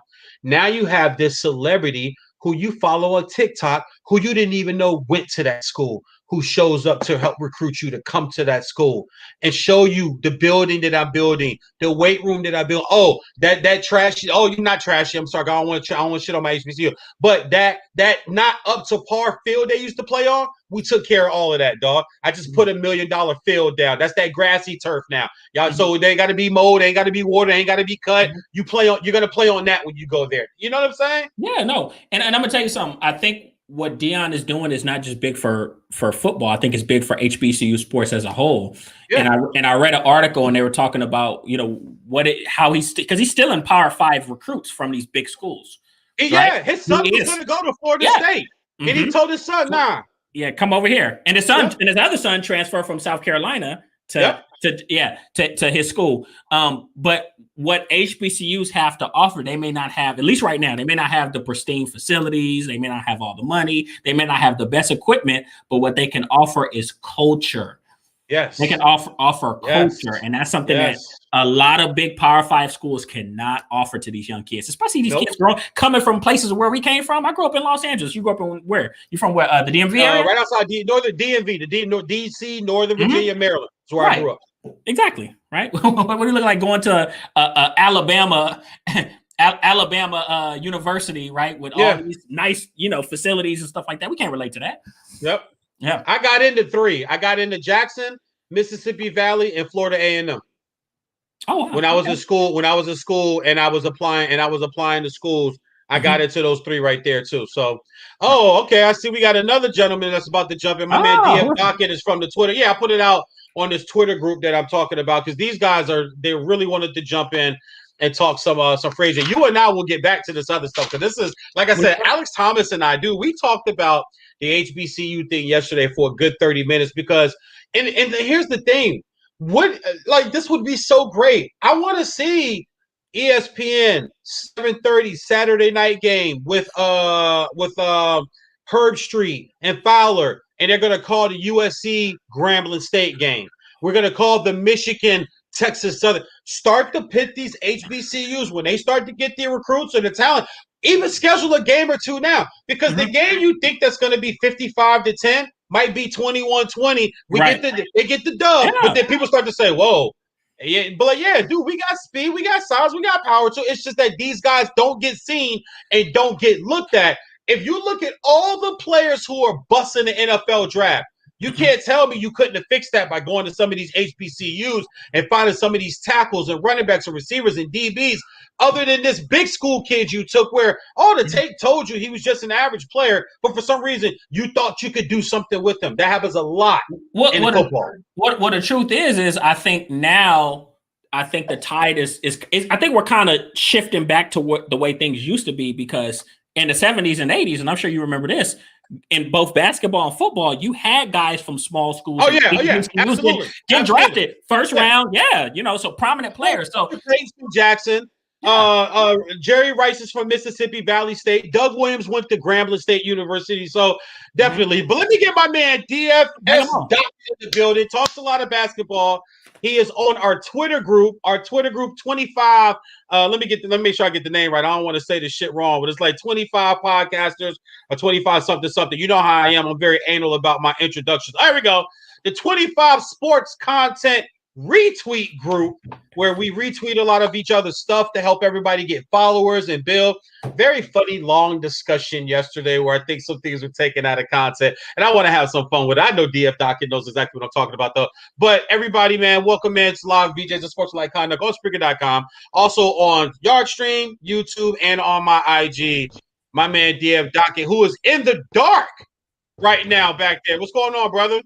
Hey, what's up, guys? Hey, I apologize. First off, my voice seems to be shot. We recorded a couple nights ago, but I am driving in the car. I saw it. I'm like, man, I have no other opportunities to get on with you. I said, here's my chance. So I'm out here in Detroit right now. That's where I stay, and it's like damn near 8:30 at night, so it's a little dark out. So I do apologize for that, and I'm not in front of my mic, so I apologize if my audio quality. We can hear you fine. Nah, we can hear you fine, brother. We can hear you fine. Now check this. You said you're in Detroit? That's right. I am a huge Pistons fan. I grew up a Pistons fan all my life, and I grew up a Michigan Wolverine college football fan all my life. Well, I'll tell you this. I ain't from here. I'm from New York City. I'm a diehard. What the hell are you doing in Detroit? See, what had happened was I got married 12 years ago. I was gonna say it had to involve a girl. It always does. It always does. Who else in their right mind would leave New York City? For Detroit. For Detroit. Yeah. I'm with you, man. But let me tell you this. I was just listening to you guys about the small schools, and obviously where I grew up, there's no big colleges. I don't give a damn about college football until it comes to the NFL draft, right? And me being the diehard Jets fan that I am 100% invested into this year's NFL draft, especially at the quarterback position. So the big debate comes down. You better be. Oh, just so you know, I'm sorry to interrupt. I have to correct you. When you're on my show, you have to address them as the bum ass Jets. That's what us Dolphin fans call them. Oh, the bum ass Jets. Bro, okay. Listen, that's been my whole life story. All right, I don't need none of that on this beautiful Thursday evening. All right. So anyway, I was saying before, let's do that though, man. Let's go to the draft. Kenny's very versed in the draft. We had a show a little while ago where we talked about some of these top picks. So talk, because this is interesting. I had Richmond Webb on yesterday former Miami Dolphin All-Pro left tackle. And we talked about the draft for a good hour. So let's jump right to the Jets at number 2. I'll tell you what I think, and then I want to hear your opinion, and then Kenneth, I want you to jump in after that. Perfect. The Corey Davis interview is very telling, and I'll tell you, man, I don't think that was supposed to come out because it kind of – I think they're holding those cards. They got to be holding them for the 2 pick because you want to make some moves and maneuver. But Corey Davis being asked that question, I just said I plead the fifth. But he was very outward. Yes, I signed here with the assumption that Sam Darnold was going to be my quarterback. Maybe Sewell is the pick. Maybe they go, you know what? Everybody's thinking on these other positions. We got to protect this guy. Only sophomore to ever win the Outland Trophy for college football, which goes to the best in lineman. We got to protect this guy now. We got a big-time receiver through free agency. The defense is fine. I hate the Jets, but I can be real about them. That defense played well and played hard last year. They got something there. Got to fix that offensive side of the ball, and it starts there. Or do they just go quarterback? I don't like I don't like everybody talking about Zach Miller. You haven't seen enough tape on him that's good. 6-5 games. Go back to 2019. His tape is horrible. I think Justin Fields is the pick here, and I can't stand the Buckeyes, but that guy can straight up sling it, high football IQ, and I think you guys are set there at quarterback with Justin Fields. If you don't stick with Darnold, if you do stick with Darnold, I think you shock everybody. You say, you know, we're going to load up on weapons. We're taking Kyle Pitts. We're going to team him up with Corey Davis, and, hey, try to cover and stop us. What you got, buddy? All right, so let me tell you why you're wrong on every single thing that you just said. All right. Only a Jet fan. We see what's happening. No, this is just factual. We see what's happening in Baltimore right now, right? You see Orlando Brown wanting to be a left tackle, right? He wants out. Superstar right tackle, he wants out, though. If the Jets draft Sewell, you know, remember, they took Mekhi Becton 11th overall last year, and he was an absolute stud at left tackle. That dude is so big, he plays left tackle and left guard at the same freaking time. Yeah. All right? That guy's a stud. You're going to go and take another left tackle 2nd overall, in a year or so, one of them is going to be pissed off, and one of them is not going to be wanting to play for your organization anymore. So that to me is a rough go of it. Keeping Sam Darnold is irresponsible because it is. This GM did not draft him, did not trade up to draft him. This coach did not draft him, and if you have faith in your coach, like I have faith in Robert Saleh, and that's not just the Jets homer in me. I mean, every team, every fan wanted Robert Saleh as their coach. Anybody with a vacancy wanted Saleh this year.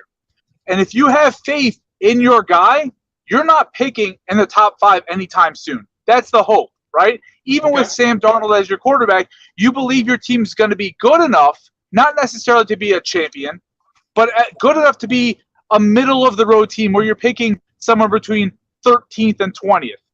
Right, right away, I would think so. I would think that's the mentality that they have.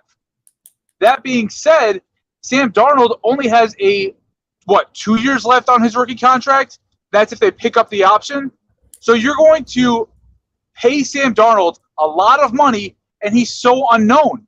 I'd much rather go with an unknown rookie that you now have the money in the cap space to go and spend in other places. It's kind of what happened with the Jets a couple years ago with Le'Veon Bell, right? Say what you want, and obviously it didn't work out. But at the time, the Jets were in a position to be able to kind of overpay for a skill player because they had a quarterback on a rookie contract.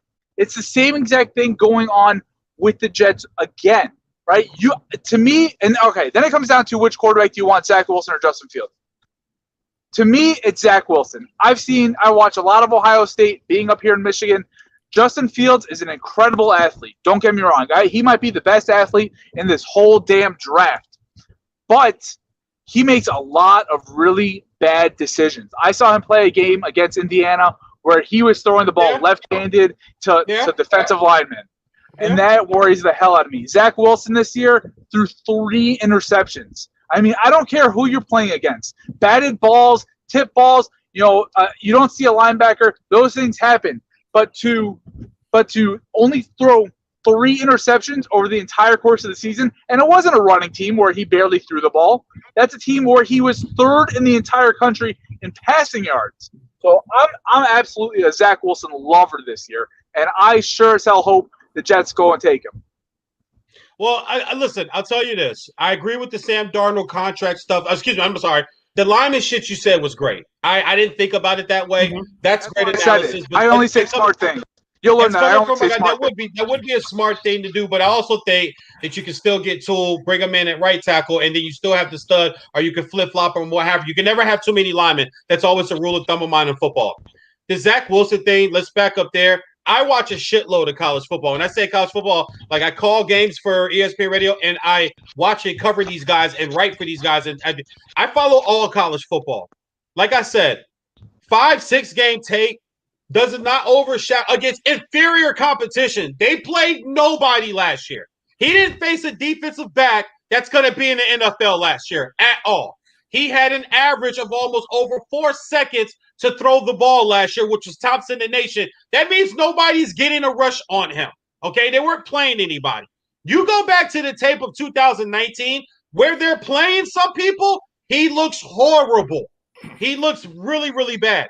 Now, this is something just off left wing I would just like to throw out there. I know the quarterback class isn't so great next year, but DJ Uiagalelei, Bryce Young, TJ Daniels, the following year, if you decide to go Darnold this year, he gets you through this year. Maybe there's a stop guy next year. The Jets are a long way from being a contender. You're not a year away. You're not a quarterback away. So I agree with you. Absolutely. There's other pieces they need. And I don't think something else I don't think people are paying attention to, they have 2 first-round draft picks this year. So they have some capital that they can play with. If they decide to move them still, draft is more than a month away.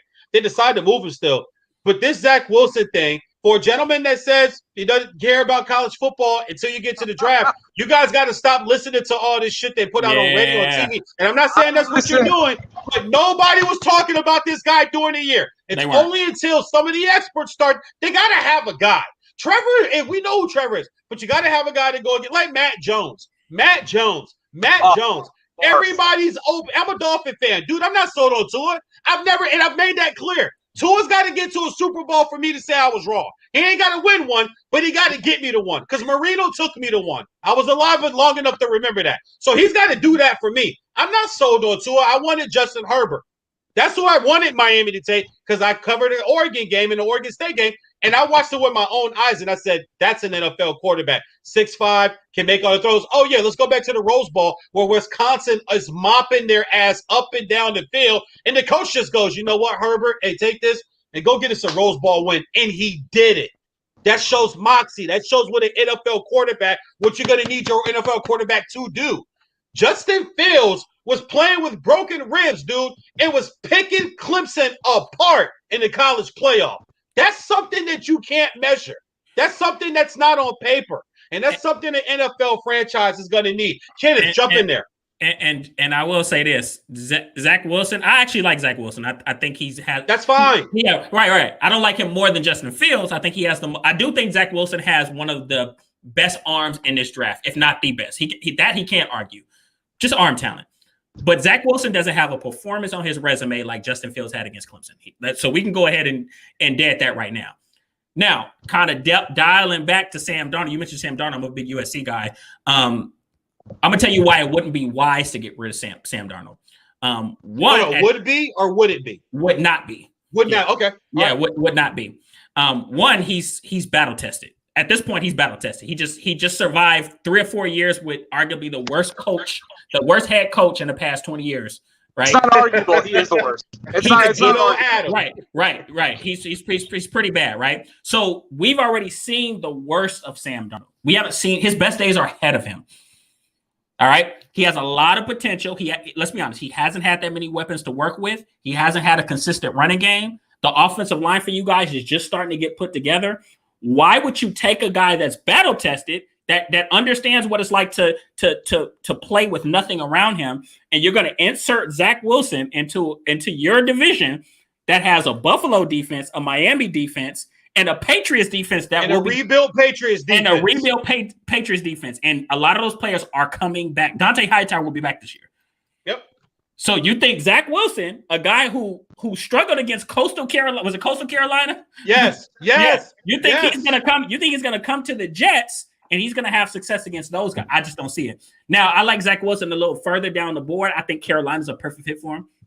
right? I think it's somewhere he can develop. He has C-Mac in the back. Yep. But for you guys need Denver, right? That could be another good fit. Justin Fields in Denver with Jerry Jeudy. Yes. Jerry Jeudy, yeah. Now, for you guys, I think you stick with Sam Darnold. You build around him. Get a Kyle Pitts. You're right. Maybe if you don't get a Sewell, you drafted a left tackle last year. Get a Kyle Pitts. Get a Jamar Chase. Add weapons around him. He's never had weapons before. So you said what? Oh, no, I'm sorry. I thought you were done. I was going to let Dockett jump back in there. Oh yeah. I mean, no. That's really my point. Yeah.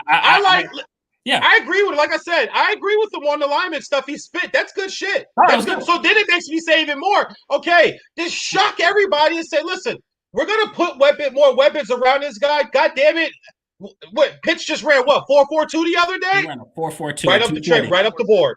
Take him. Right up the board. Take him. You don't have a tight end. Waddle did not run the 40. I thought that was a huge mistake the Alabama Pro Day. He's still healing. To rightfully so. He still needs that 40. Waddle still needs that 40. Might not be ready for it. If I'm Waddle and I'm already a top 15 draft pick, which he is right now, he's a top 15 draft pick. Oh, top 15. What are you gonna run? What are you gonna run the 44 and hurt yourself for? There's no point, right? Just like Dockett, I'll give you back the table, Dockett. Mm-hmm. All right, so here's the thing about Darnold, right?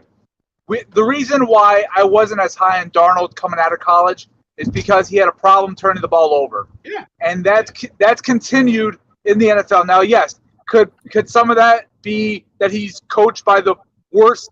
I mean, that guy can't even coach Pee Wee football. Yeah, that could absolutely be part of it. No question. But I'll tell you this, Darnold in every year of his career has missed time with injuries. Now, I'm not going to go and say that he's some injury-plagued guy and he's injury-prone. But you know what? He hurt his shoulder. He's hurting his thumb.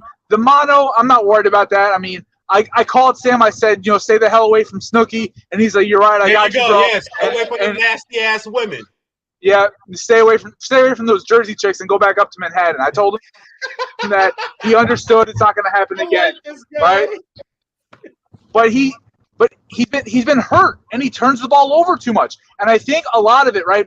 If you're in a bad marriage and your wife leaves you, right? Do you want to stay in the same house or do you want to go somewhere else and like start fresh, start your life over? I think it's the same thing. I think if Darnold stays in that locker room, he's going to have that same mindset and mentality of like, this is where I'm comfortable at. This is what I do. And I think Darnold has enough talent to be a productive quarterback, but I just think that he has to get out of the Jets locker room. He's got to get out of MetLife. I think a great spot for him would be a place like Pittsburgh where he can sit behind Ben Roethlisberger for a year and learn from a real NFL quarterback, a real NFL head coach, what it's like to be in the NFL. And I think that's how he can be productive and be one of those guys that in 10, 15 years from now, is a somewhat reliable quarterback. So let me ask you this. I'll ask you this as a Jets fan. Do you honestly believe?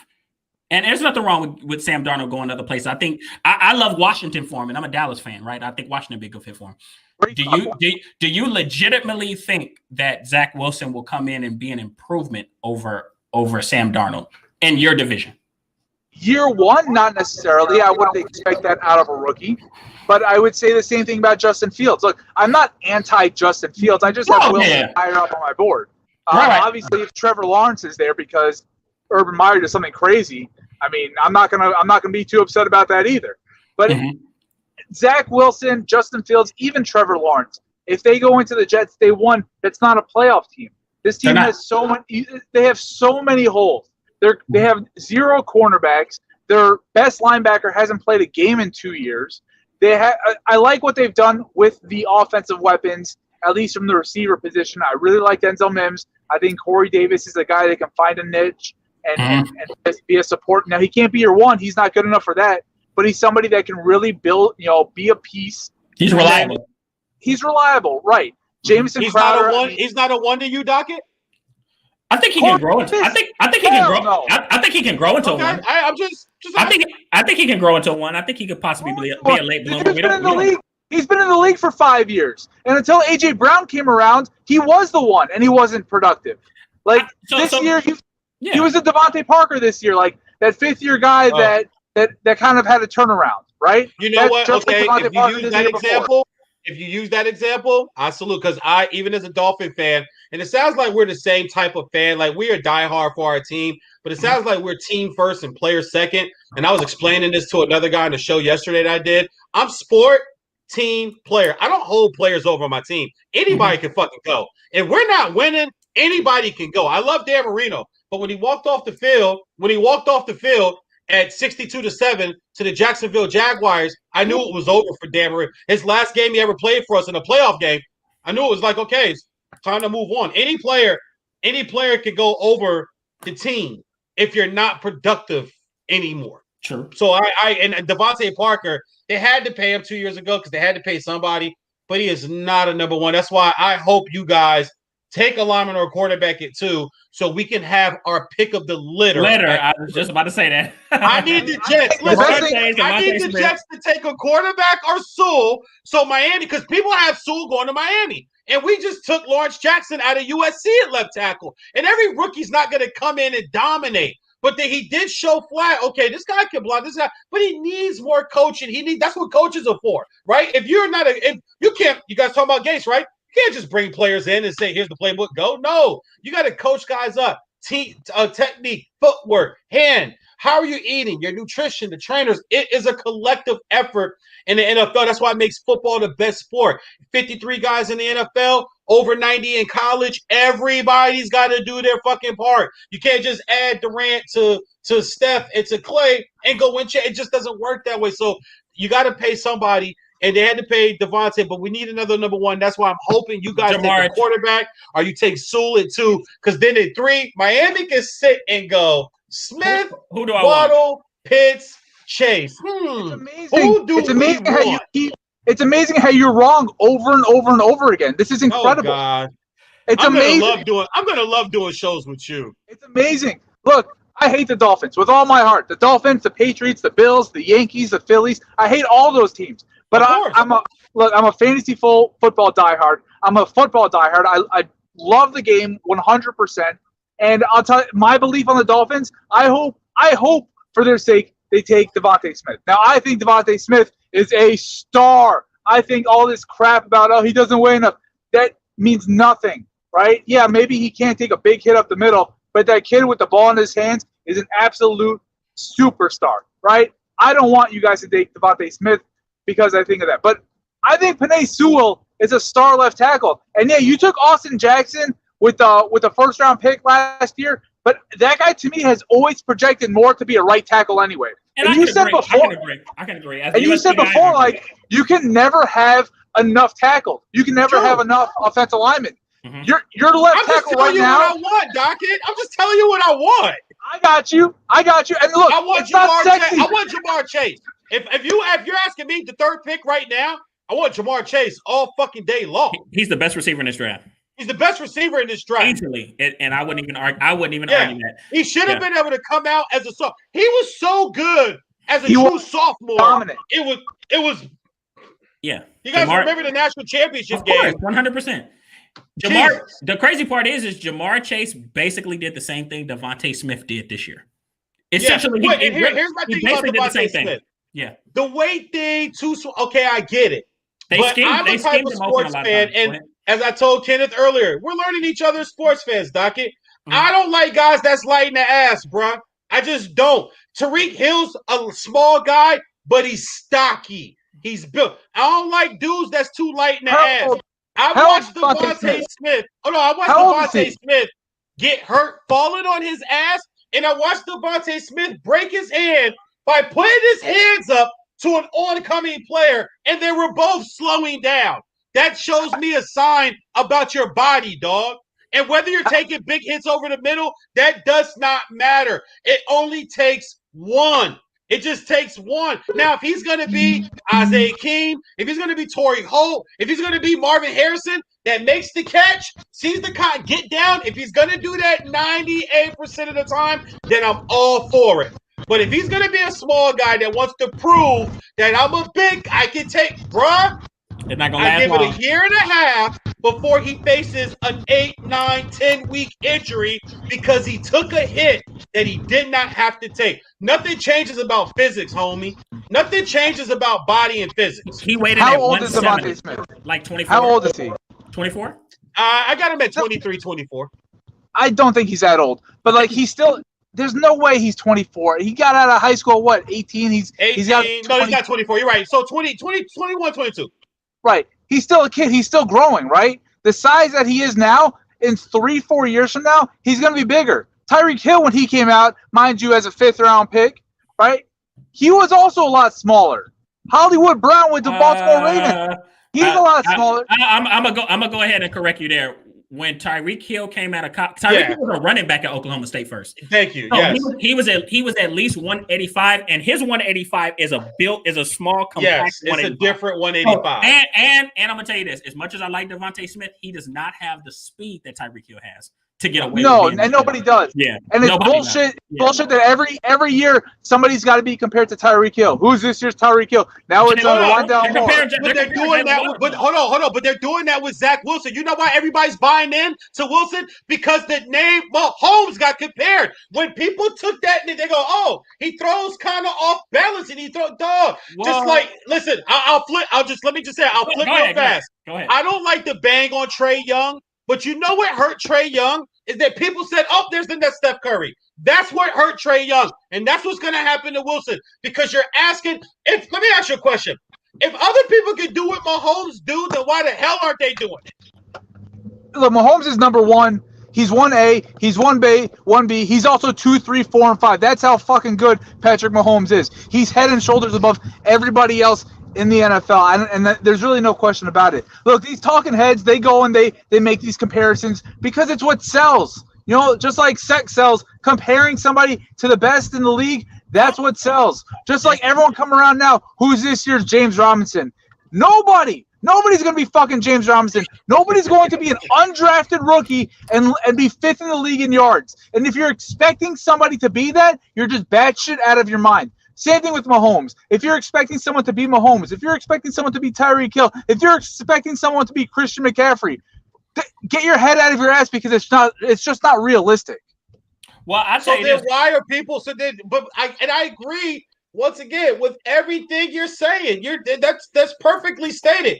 That's why I said do not buy into a guy like Wilson, because people it only starts because we go, oh, what he does, what he's gonna be who, but back to the topic at hand and where we go because I don't want to reverb that we said what we had to say about Zach coming out, but Devontae Smith. Listen, another thing I feel about Alabama is everybody's always open at Alabama, guys. Everybody, and I know they put some really good receivers in the league with Calvin Ridley and Julio, and now you have oh geez, Jerry Judy from Minnesota, yeah, and you're gonna get these guys from LSU, from Alabama, and these receivers.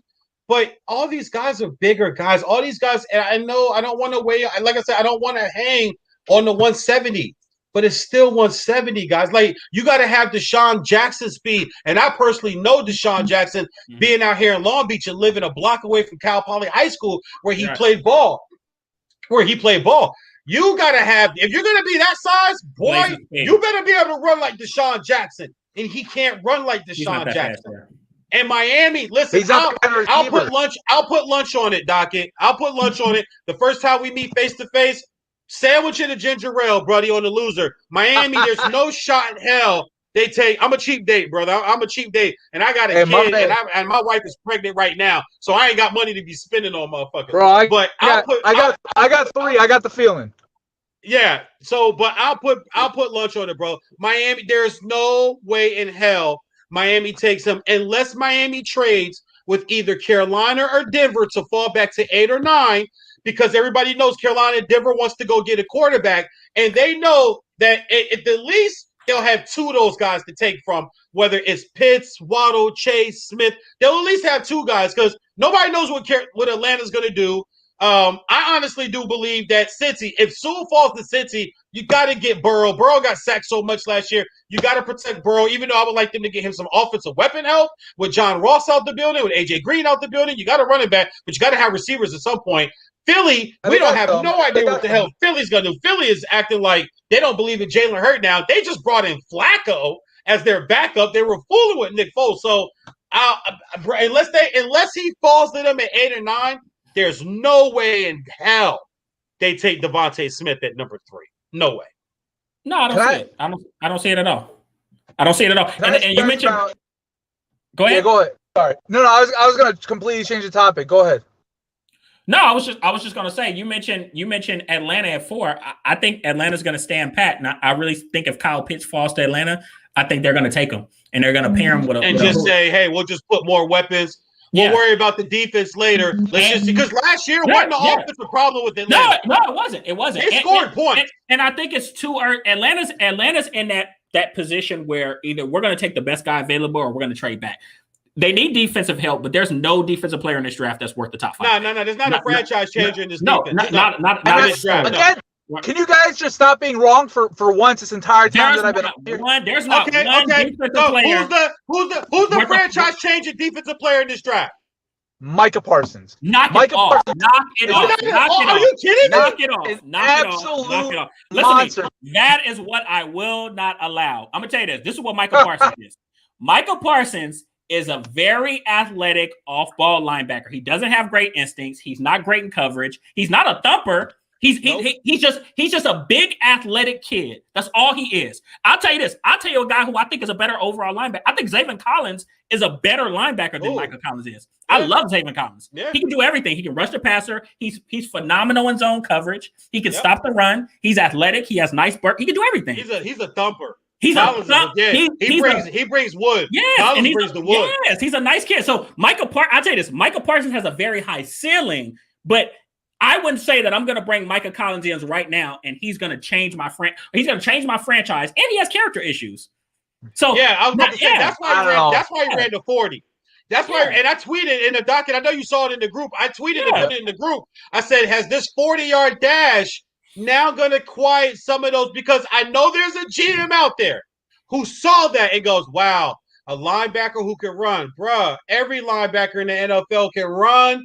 Every linebacker in the NFL can run. But like you said, can you be a thumper? Can I count on you 3 downs? Like, he's not a Parsons, a franchise-changing defensive player? I think so. Come on, man. I think he has in today's passing game, I think he's got the ability to get to the quarterback, and I also think he's fast enough and athletic enough to be able to cover these athletic tight ends. So if the Jets took him at 2, would you be happy? No, he wouldn't. No, I'd shit bricks because the Jets have been an offensive player since Mark Sanchez. So this is what we got to do, guys. When we look at defensive game changers in the top 5, we have to look at the guys that have been taken the years past. When I look at linebackers now, guys like Luke Kuechly, they're the standard. Michael Parsons, different player. No, Khalil Mack, a different player. No, right. But if you're looking at because that's what Michael Parsons is. He's an inside linebacker. He's a guy you want to be in the middle of your defense. Now, you're right. He's a phenomenal blitzer. That I will give him credit for. But as far as everything else he brings to the table, he doesn't display a high football IQ. He doesn't display that. He's just a guy that has so much potential that you kind of can't pass. He's going to get taken top 15, and top listen, 20. I watch just like you do. I may not be in your area, but once again, I'm a Michigan fan my entire life. I have watched shitloads of Big Ten football. That defense that he so-called led for Penn State got ran and thrown all around on all year long with him on that defense. When I think of game changer, franchise changer, top 5, top 6, top 7, like we said, Mac and Ndamukong Suh was so damn good, he got invited to the Final Four of the Heisman voting. That's how good. And the minute he stepped in Detroit, they were a different franchise. I name you a guy who's a top 5 game changer who didn't get taken top 5. Aaron Donald was the best player in his damn draft. Of course, but in the world, and he got taken at 14. Guys, that's a lot of Monday morning We took a guy by the name of Jason Taylor and Zach Thomas that were franchise changers, and they were middle round, late draft. So it happens. That happens. Right, it happens. I mean, Troy Polamalu, right, was taken 18th overall by Pittsburgh in 2003, 2004. Franchise changer. Yeah, those but that's first round though. No, I got you. So that's first round. Micah Parsons is not. Listen, we'll revisit this. I will definitely, because I'm a I told you so guy, and I take my medicine too. If somebody was right over me, I got no problem saying, all right, bro, you right, you got that. I have no problem. That's why I love doing this. We're gonna revisit this. I'll tell you this. Going into last year's draft, I was all in on Tua and fucking hated Justin Herbert. And when the Dolphins took Tua, I was pissed off because I wanted them to take Herbert so they can be screwed. And I was 100% wrong. And I'll eat that shit all day. I got no problem with that. I'm okay. The jury's still out. I'm that guy. It's been 9 games, man. I see Dolphins. Yeah, it's been 9 games. About a guy that should have had hip replacement. Yeah, exactly. And no, it's still I go back and forth. Like I said, I had Richmond Webb on yesterday. We talked about it. I said, dude, I will give him somebody. How long will you guys? I'll give him 3 seasons. I don't do that shit, man. I don't judge a guy after 1 year or half a season. You give him a sample size. NFL is hard. It's hard to come in and be effective and not only be effective to maintain it. This shit's hard. Teams draft for who they're going to play. Teams draft for you. Like, if you're Pittsburgh, you know why you go get Troy Polamalu? Because you're trying to fucking cover Chad Johnson twice a year and TJ Hughes-Mazada. That's the reason why you make that pick. Only the NFL does that. That's what makes it so great. And you got to help out who you got. We're talking about the Jets, right? Why are you thinking quarterback? Because you got to have one in the NFL. If you don't have one, you're a 6-10 team. You have zero fucking shot at even getting to the playoffs or even being in the playoff hunt. That's even more of a reason to leave Darnold, because he's such a question, right? Like, you don't want to be in this quarterback purgatory where you're just not sure. Like, are we going to stay with him or are we not? What are we going to do? Like, you got to go all in, and it's similar to what happened with the Lions a few years ago when they had Jim Caldwell. Now, obviously, since Jim Caldwell left, they went through Patricia, and it was a complete. And he got the shaft. He didn't leave. Jim Caldwell got the shaft. And he was a great coach. Great coach. Oh, I wouldn't say he's a great coach. I think he played, same way. He got the Peyton Manning treatment. But you're an 8-8 coach. Marvin Lewis did it for years. You're kind of middle of the pack. You want to be better than that. So you kind of take your shot. And if you suck, you got to notice it quickly and start over again. And if you're great, then you won that. Then you won that move. But like I think of the guy like Jim Caldwell, like middle of the road guy, and that's nice for at some point get you back to that middle of the road. But I don't think he's that guy that takes you over the top. And so it's similar with the quarterback position. Darnold might keep you like as a 5 to 7 win team, but if you want somebody to take you over the top, you got to go all in and you got to try and get that. So here's my thing. We have to first of all, Sam Darnold is young. He's only like 23 years old. He's a young kid. I know. Yep. So if you're a new coaching staff coming in, can you say honestly? I think you look at Sam Darnold, you're like, okay, because at times he's flash, and don't tell me he isn't flash, because I remember him throwing that 50-yard bomb against the Dallas Cowboys, right, to Robbie Anderson and scoring, right. So he's definitely flashed at times. He can be great. That's a 96-yard touchdown. It was a 96-yard touchdown. Thank you for correcting me. Even better. So he's definitely flashed. He has the ability. But I think as a coaching staff, you step in and you're like, okay, if we add the right pieces or if we get the right coaches around this guy, and we truly build an offense around him, can this guy be successful? He can. At USC, Sam Darnold was a stud. And you know who his player comp, this is very hefty, but his player comp coming out of college was Andrew Luck. So it's not like very true. His player comp was Andrew Luck. It was Andrew Luck. So he's this big athletic, like Sam Darnold has the potential to be a Pro Bowl quarterback. So, and I can't say that about a Zach Wilson or even then. I love Justin Fields. I still have questions about him. I think he can be good with the right tutelage, but there are not that many guys in here that are a sure bet. So my thing is you when you look at evaluate quarterbacks, you have to at least know something about them. You know Sam Darnold is tough and he can play on a bad damn team. You don't know if Zach Wilson could play on a team like what the Jets have had or if God forbid they're bad under Robert Saleh, because we've never seen Robert Saleh as a head coach. Here's the scary thing about the Wilson pick. If you move on from Darnold and you take Wilson, and that shit does not work out, you're gonna look stupid. The Jets are in trouble for the next decade. It takes 5 years to even try to recover from a bad quarterback. Like Chicago, think about it. 3 years ago, Mitchell Trubisky, another guy who was even mentioned through most of the season, but then towards the end, and then during the process, oh, he looks like this guy, Chicago trades up to take him and get him. Ahead of Deshaun Watson. Ahead of Deshaun Watson and other quarterbacks in that draft. And just Patrick 3 short years later, their quarterback is now Andy fucking Dalton, and now Trubisky has moved on to back up Jason Allen, in Buffalo. Like, if you mess this, and Chicago's in trouble. They're not going to get a quarterback this year. They're not going to get a quarterback next year. There's a huge difference, though, is that right now the Jets are in position to take a top-tier quarterback from a rookie standpoint, right? The Jets aren't picking 12th overall where they'd either have to trade the farm to go get him or hope somebody falls to them. They're in position now to go get that guy that they want. You know, look, if they decide Sam Darnold's the guy, look, I already got 3 Darnold jersey. Like, I'm going to support him. That's my quarterback. You know, it's not like I'm going to, like, I'll be pissed, but, like, he's still going to be my guy. There's so much uncertainty around him, and I know that he's young, but I think that the Jets broke him, and they need a fresh start.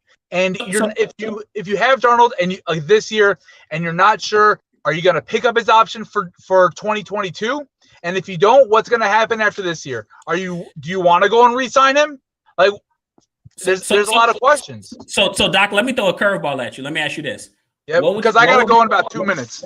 Perfect. I got one more curveball. What would you do if you guys took Trey Lance? And after you answer, I'll tell you guys why I like Trey Lance. But go ahead. So I would vomit profusely just all over the place. Now I really like Trey Lance. I like Trey Lance, but I think he has to go to a spot where there's a quarterback there that can teach him the ropes. Whether it's a middling quarterback like a Jimmy Garoppolo that he can at least watch from, or a Pittsburgh like Ben Roethlisberger that can really teach him. He can't go to New York if they trade Darnold. First of all, if they keep Darnold, you can't take a quarterback. You can't have a Mark Sanchez, Geno Smith situation again. And if you trade Darnold and bring in Trey Lance, who's your starting quarterback? Because I think we're all on the same page that Trey Lance is not a starting quarterback day one in the NFL. He has to be gone. We disagree, and I'll tell you why. I was happy. But go ahead and finish. Go ahead. Yeah. All I was saying is that you need to have that stopgap quarterback. Now, the obvious choice, the very definition of stopgap quarterback recently is Tyrod Taylor, but he's not available anymore. He's over in Houston. So, he's in Houston. Yep, because he's a stopgap until either. Whatever. I'm not going to get into the Deshaun Watson stuff. But hey, man. Well, no. Just real quick. I just want to say this. It's some scary shit. Either way, whether he's found out he's telling the truth or he's a serial predator. Because if he's telling the truth, that just means 15 women could just come out of nowhere and make a bunch of shit up and ruin your career, your life. And if it is true, you got a guy that I really think was a good kid and a good college kid and a good young NFL player. And once he started getting money, it changed him, and that's dangerous too. But go ahead, and I'll leave it there. On that topic. Okay, yeah. Well, I will say this about Trey Lance. All right, because you said you vomit in your mouth. Only because I don't think he can start right away. So here's the thing. Trey Lance, why it maybe 5 months ago, I probably would agree with you. Actually, Trey Lance might be, from a preparation standpoint, he might be the second most pro-ready quarterback in this draft class behind Trevor Lawrence. His quarterbacks coach, who actually coaches multiple other quarterbacks in the National Football League, literally says in college at North Dakota, He literally had full control of his offense. He could control full audibles. He had to do a complete scouting report on the teams they were playing. So this guy had to do NFL preparation. And he mentioned something because we talk about lesser talent. He said, well, guess what? Since he played with lesser talent, that means he played with lesser talented receivers. So he had to throw guys open.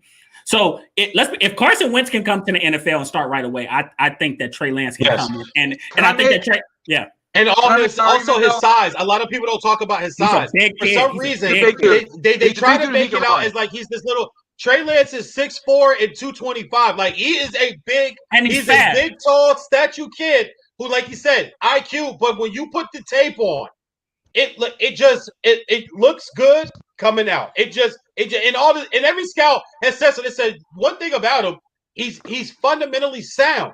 He can make all the throws. He doesn't have to do these quirky things, which is fine if you can do that. But we've only seen, once again, one guy successful. And before him, the guy before him was Brett Favre, who could just do weird shit and make it look good. Anybody else that ever played like that sucked at quarterback. Well, a couple things. First of all, Matt Stafford, I'm not a big Stafford fan, but he can throw from every arm angle, and he's incredible, right? He's underrated. He is underrated. And I think in LA, he's really going to show his colors. But I'm going to make this argument, and I really got to go because my wife's going to. Oh, yeah, no worries. No worries. We get it, bro. But if you're saying all these things about Trey Lance, about the small school stuff, can't that same exact argument be made for Zach Wilson? And every negative you said about Zach Wilson be made for Trey Lance? No, so here's because I'm going by tape. Yeah, once you go by tape. I started with that. No, he does not. Go put on the 2000. Listen, this is what we'll do over the next week. And we'll come back on, Doc, and you and I in the thrill. We'll do this again. Just go back and watch the 2019 tape, bro, where he actually played real competition. And then look at the 2020 tape where he played absolutely nobody. And his toughest game was against Coastal Carolina, and they was on his ass. Watch this. And I'll say this before you go. His quarterbacks coach, he was on the herd. He was talking to Colin. And they're going through quarterbacks. And when they mentioned Zach Wilson, he said, I think he has a talented arm. He said, but that kid needs to sit for a year. He said, Zach Wilson needs to sit for a year. And Trey Lance is ready. People don't understand, but Trey Lance is ready to start now because he has NFL ready preparation. A lot of quarterbacks, even star quarterbacks in college, are not asked to do the things that Trey Lance was asked to do. And I think that's where Trevor's gonna fail a little bit. Trevor played in a very college-friendly offense. Mm-hmm. Things are going to be really different for him. International Football League. In that AFC South, playing the Colts defense twice, playing the Titans defense twice, and playing Houston's defense twice. He's going to be – and then just in the AFC period. If they have to get the Chiefs or if they have to play the AFC East and they have to play the Dolphins defense, the Jets defense, the Bills defense, the Patriots defense, Trevor Lawrence, I know everybody loves him, but there's no Travis Etienne, homie. There's no Wake Forest. Well, he does. At least he has weapons. Yeah. Oh, we'll see. We'll see. At least. Doc, I know you got to go, brother. Listen, man. I appreciate you, Doc. And listen, I always have wanted to have a rival like sport team guy to talk sports with because I think it really does make for good sports talk when there's a respect factor there. But we're going to jump on each other, shit on each other's teams. And I told you, next time you come on here, you must address them as the bum-ass Jets. Don't forget that. Shit. Next time I'm on here, you'll see me in my Chad Pennington jersey. Oh, hey, I like that. Chad Pitt. He took us to a playoffs. I can't front during the Wildcat year. He took the Dolphins to a playoffs, and we lost a home game to the Baltimore Ravens. And he played like shit. He played like shit in that game too. So, all right, brother, you enjoy your wife, and enjoy your family, man. Enjoy. How cold is it in Detroit? It's 50. It's 51 degrees right now. Oh, that's not too bad. It's warming up for you guys. No, but I start softball season in a couple weeks, and it's okay. And I like to swing that stick too, man. We'll talk, man. I appreciate you, brother. All right. Until next time. Good stuff, man. Good stuff with him. Listen, like I said, I agree. I agree with some of the lineman stuff he said. This Zach Wilson thing. What you know the thing is, and we can say this now. He's not here. And every year, every single year. I know where you're going. They find a reason. They got to find one to pick apart these black quarterbacks, and they just year. He can't do this, and then they have this guy, a white quarterback, like God forbid, and I like the guy, Daniel Jones. Come on now, Yeah, but and here's the thing, and once again, I won't make it a color thing, but it's just real. And I know I have certain listeners, and listen, the one thing I always tell people, if I'm just tell me where I'm lying. If I'm lying, then you can be critical of me. But we are telling the truth. Every year they try to find a reason why a black quarterback can't do something or can't be a starter. Every year. And every year there's always an All-American boy they find out of nowhere. And all of a sudden he shoots to the top. They did it with Johnny Manziel. Johnny Manziel should have never been a first-round draft pick quarterback. Okay, and so listen, I like Baker. Baker, but nobody saw Baker coming as a number one quarterback, number one. I like Baker. So funny thing enough, and this is where we'll draw the line and disagree. I actually like Johnny Manziel, and I think that if things could have worked out a little different, I really think Johnny Manziel could have been a very exciting quarterback in the National Football League. Yeah, but right. I'm not saying he would have been a great. When I watched them play, all I saw was a new millennium Doug Flutie. That's all I saw. And that's okay. But he's one of the best. He's one of the best college football players in the past 20, 30 years. Can we at least agree to that? You got to give me a ranking. He's top 15. In the last 20 or years. 30? 20 years. Oh, okay. Yeah, you can have that. He's top 15. He's at least top 15. Now you're talking about 30. Nah, because then I could pull in guys like Woodson and Charlie Ward and Danny Warfel and Peter Warwick. I didn't say 30. I said I'm about to say I wanted 20. You to kind of go back because 30 puts me in 91. If I can go back to 1991, I can even still grab Desmond Howard. I can Tommy Frazier. Let's not put those guys up because I just had an argument the other day. People was talking about who's the most explosive or who's the best college player you've ever seen, and I'll stick by Reggie Bush. Reggie Bush. To my grave. Hold on. No. To my grave. Reggie Bush. My top 5. The most explosive and most effective college player I ever saw was Charles Woodson. Oh my Jesus Christ! If you don't knock it off. Yeah. If you don't knock it off, but it's cool. You need to go back. You know what I'm gonna do? I'm gonna just tag you in some Woodson. I watched Charles from that year where Woodson turns around the number 1 versus number 2 Michigan versus Penn State game single-handedly. Ohio State game single-handedly. Michigan Nick Saban's Michigan State team single-handedly. What other game? Oh, the Notre Dame game. And then the Rose Bowl. Ryan Leaf is driving. Ryan Leaf in Washington State is driving. And Ryan Leaf thinks he sees Michael Black in the corner of the end zone.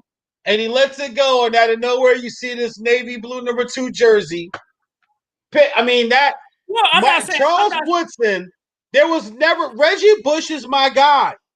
But Reggie Bush also was on the losing end team of the Vince Young game.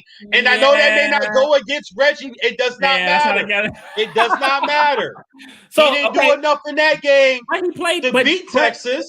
But okay, so this is what I'll say. This is what I will do. And I love Reggie. Right, and I'm about meeting people halfway. Charles Woodson, because he played defense and he could play offense and he could do special teams, he was more impactful. Because you could put him everywhere. Won the Heisman too. Only defensive player to ever do that. You're right. I concur. I'm not going to take that away from him.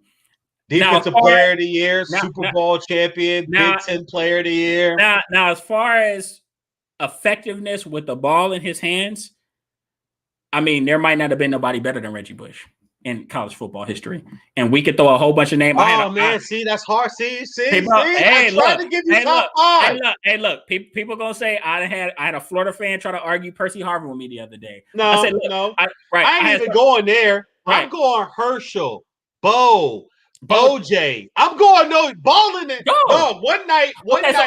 Go ahead. I watched the OJ Simpson documentary one night on OJ Simpson was a stud, by the way. OJ Simpson was a fucking stud. Yeah, and I was like, you know what? After it was over, I sat on the couch and I literally watched OJ highlights for like an hour. He was great. Buffalo and UFC. Because even myself, I said, damn, I knew OJ was cold. No, but I never seen it. I never I was watching pieces of games. I was like, damn, he single-handedly took over this Notre Dame game in 61 and 62. Damn, he single-handedly. I'm sorry, that was 60, 68, 69 era. But I'm watching. I'm like, Yeah, And I mean, running, cutting back. I mean, stiff arming guys, then turning on the Jets. I was just like, yo, OJ was cold. OJ was that dude, and if it wasn't for the controversial stuff, if it wasn't for the murders, yeah, people would put a lot more respect on his. If it wasn't for that, he murdered 2 people. You can say it. It's okay. We call it Veejay'S unsportsmanlike conduct for a reason. Yeah, that's you see it on the ticker tape. You see it right there. Veejay'S unsportsmanlike conduct. We call it that shit for a reason. If it wasn't for the trial, if it wasn't for him slicing up them 2 motherfuckers, if it wasn't for his knife work, we would see OJ differently. Look, if that's the case, if it wasn't for OJ catching 2 bodies, right, he would be much more respected in the rankings than he was. So that way, so now when I talk about him now, I say Orenthal. I don't say OJ. Can I have a question for you? Am I wrong that like OJ still like intrigues me? Like you see him on social media. He has an Instagram. I follow him on Instagram, bro. And he does his videos while he's out golf. And I sit and I watch it in my head. I'm like, oh my God, is there something wrong with me? But I'm like, hold up. I wasn't on the trial. I wasn't on the jury. I wasn't on the investigation crew. It was their job to put his ass away, and they ain't do it. I'm supposed to not listen to the man or not be intrigued by the man because y'all ain't do y'all fucking job? Hell no, man. Show me that OJ. But what did he say on the golf course? OJ so cold. OJ act like he ain't never did shit. No, he was talking about his fantasy team this year. Yeah, and I'm looking for. So I asked you guys, who do you think will be a good running back too? I'm like, is this motherfucker out his mind? But I'm pretty sure people are like, OJ, so a running back too, you should go.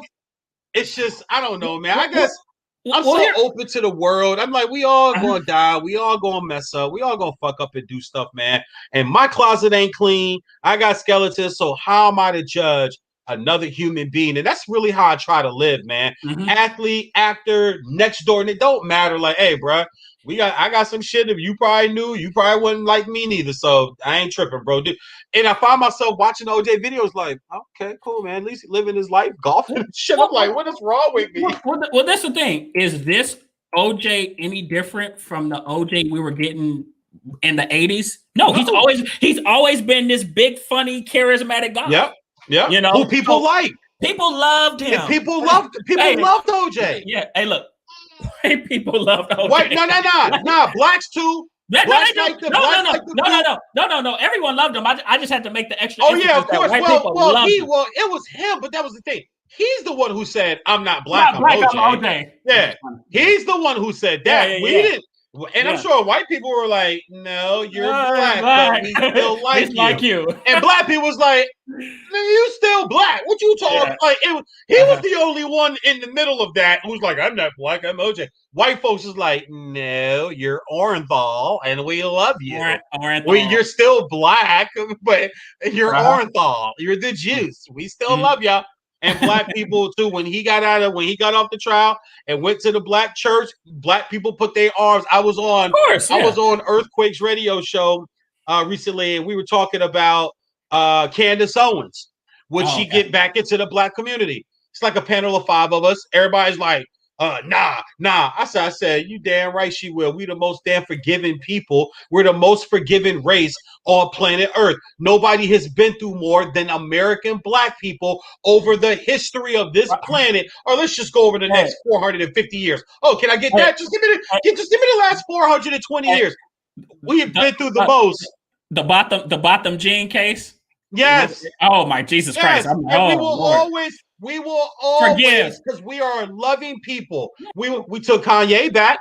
We took Kanye right back. He was on Saturday Night Live with that red hat on. And the minute he started doing gospel music, here go black people. Vibing. Here go black people. He leaving. He divorcing Kim Kardashian. Here go black people. I said, man, and Candace is nasty. She's like, I look at her like, you need a good, excuse me, I'm going to just say, you need like 15 good fucks. You need somebody to just like passionately just take the stick out of your ass. You going back and forth with Cardi B? Like, you got to be kidding me. But I tell you this, if she came out and said, you know what, I was wrong, they had me brainwashed, blah, blah, blah, there's a certain big community of black people that will still say that's a black woman. 100%. 100%. But I tell people this about Candace Owens, and I'm not the biggest politician guy, whatever. Me neither. But even just listening to her content and how she carries herself, she's very intelligent, and I think that she's more of an opportunist than people know. Yeah, well, she's not super intelligent. She knows how to memorize and recite a bunch of shit like Killer Mike. She knows how to memorize and recite. True, but I think that there's a game. There's definitely a game plan, right? And she's just not she's riding her little wave, and who knows? We could be talking about Candace Owens in a different light 20 years from now. We could be like, man, she's coming out with I guess she's got a new TV show or some shit, and I saw the trailer, and her hair is down and she's taking modeling. There's a photography crew there, and she's on the background, and you get those candid shots of when she's posing, and I'm watching this shit. I'm like, she about to hit the switch on everybody so hard, and they're gonna buy it. But it was that party showed her how to be an opportunistic person, and the last president showed her, no, all you got to do is just be opportunistic, and you could get on. And it is what it is. Anyway, man, some NBA stuff. I think I just saw that the Lakers, I'm not sure, but I think I just saw that the Lakers are going to pick up Drummond. I'm not sure if that Skip Bayless. I just read a tweet where Skip Bayless said, you sure this is what you want? So I'm not sure. Here it is. Skip Bayless just tweeted, Laker Nation, are you sure Andre Drummond saves all your problems? Never been in the spotlight, 0-8 in the playoffs with Detroit, 36% playoff free throws, 50 of 55. His UConn team got blown out by Iowa State in the first round of an NCAA game. Yes, can rebound, but doesn't have the white skill savvy edge, which I mentioned, and defense. If y'all picked up, so I'm not sure if they got him or the rumor is they're getting him. I see the reflection off your screen, so I know you're looking it up. See if you can find that if they grabbed him or not. I said it also too. I don't think he's signed yet. I think it's just it's okay. It's so just because they've been talking about it. Because he just got a buyout, so we gonna today, exactly. But so. They've been talking about it for 2 weeks, and I said earlier this morning, I said listen. I'm a Pistons fan. He was with Detroit, and even with Detroit as a 2020 guy that he was, we were still winning 30 and 32 and 31 games a year. And the Lakers do not need rebounding and another big body to take up the post. He can't stretch the floor. He can't hit the three. He doesn't bring anything that you need. Why would you go? And I'm going to tell you right now, man, y'all are so lucky y'all got the AAU Mickey Mouse Bubblegum Championship last year, because with the way things are happening now, you have no trade pieces. You have no draft picks. You have no capital. You have this LeBron, and people say this only because Pat Riley's in Miami had been able to save them. He destroys your franchise when he does. Because he demands that you give everything up while he's there. Look. LeBron to an NBA franchise is like the Olympics to one of these locations. Like, have you ever studied that? Like, when these places go to the Olympics after they're gone, they fuck that city up. They do. That's what LeBron does. Because you got these arenas that aren't used. You got these big Olympic pools that aren't used anymore. This shit, it becomes abandoned. It just sits there. Yeah. So that's what's going to happen to the Lakers. That's why let's rewind back early in the show talking about the Pelicans. That's why they're going to look and go, okay, Lonzo, all right. We traded our future away. Yeah, D'Angelo, okay, but damn, that Ingram move, that trade to trade Ingram was bad, because now once again, here we go, LA media, Kuzma has 21. Oh my God, this is the cool. Then Kuzma go 8, 9, 11, 7, 12. 10, 25. Yeah, I told y'all cool. Then 7, 8, 11. I just like, why Brandon Ingram is never going to do that. No, he's never going to have them games. He's dropping 26 a night. He's a star now. He's a star. He's a bona fide star. Get it however he wanted. The other night, you can see it. Even though you guys were depleted, he wanted to go he went, like, they were up big and kept him in, with like 37 or 38 or something like that. He was sending a message. So let me show you what you traded away for this motherfucker who can't stay healthy. And this guy right here who's really in it for himself. Yeah, he got y'all the AAU Mickey Mouse Bubblegum Championship, but you notice how he made sure the kid he did like AD couldn't even do his post game. LeBron's dancing with the trophies and dancing in his way. And I'm with Skip and I'm with Rob Parker hardcore in this. You can't be the GOAT begging for your respect. You can't. I'm sorry. You would never hear Kobe say, and the way I nitpicked it. The reason why is, nigga, ain't nobody ever disrespect Genie. Ain't nobody disrespect Pelinka or the Lakers organization. But he made sure to say that first so he could slide himself. No, dog, you really just want it for you. You don't care about Genie. And Rob, I don't hear nobody shitting on Pelinka. Why would you bring his, Rob want his damn respect. The Lakers want that. The Lakers, dog, they won 16 championships before you got there. Nobody disrespect that franchise, that Magic, organization. Elgin, Kobe, Shaq, Jabbar, bro, what? And I want my damn. No, you were talking about you the whole time, and it's just like off of that. And I get it. He took advantage of the moment that I want my respect. But this year and next year, it's the Lakers are in a lot, and AD will be pissing and moaning. I give it good 16, 17 months. He's gonna want out. Of course, 100%. Because they're not going to be able to put anything, and it's going to say, yeah, dog, that's what was going on with the Pelicans. You actually were a lower seed, sweat Portland. Mm-hmm. And then all of a sudden, you let LeBron and them call you and say, yeah, pitch a fit, fire your agent, hire Rich Paul, we're going to get you to LA. Well, I don't think, my thing about AD is, even when you saw when he was with the Pelicans, I don't think AD, he struggles staying healthy, but I don't think he can lead. Yeah, of course. And not elite, and the only way he can do that, he has to have like a superstar next to him. He can't just lead a team by himself. Yeah, he's right? Batman, but he got to have Superman. Like, I fuck with Batman hard. I like that. I fuck with Batman hard. But in the Justice League movie, who do they have to go back and get? They got to go back and get Superman to beat Darkseid and Steppenwolf. They got to go get Superman. Hey, look! Shout out to Snyder Cut. I loved it. Yeah, 4 fucking hours, and it didn't feel like it to me. Oh my god, dog! I got through like an hour and 45 minutes one night, and it was still like in Aquaman's part. I was like, hold on, man. Let me see how long is this shit. I loved it. I loved every minute of it because the first version was so fucking bad. Yeah, you know terrible. What, God? I guess I'm that fan that just gives things too much of a chance.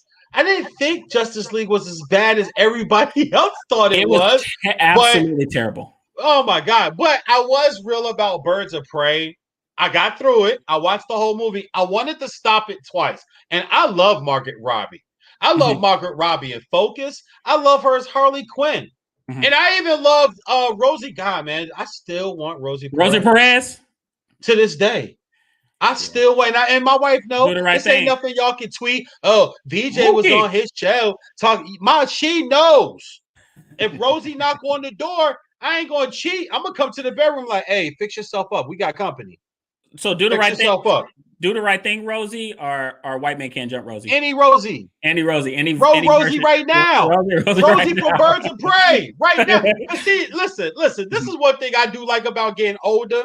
And being the respectable, hardcore ladies man that I am, is women bodies evolve. Men get a little belly, get a little fat in the face. Then your body's changed. I change with that. Like, I don't have to have Coke bottle.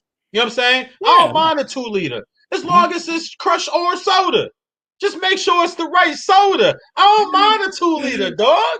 Just make sure it's Welch's grape. Don't show up with root beer. I don't drink that shit. Your expectations evolve with the times, right? Yes. I have come to like when you see a woman that is older and her body has morphed into an older woman's body. So, like, real talk, Rosie Perez, do the right thing, body. I mean, it's all right. But that woman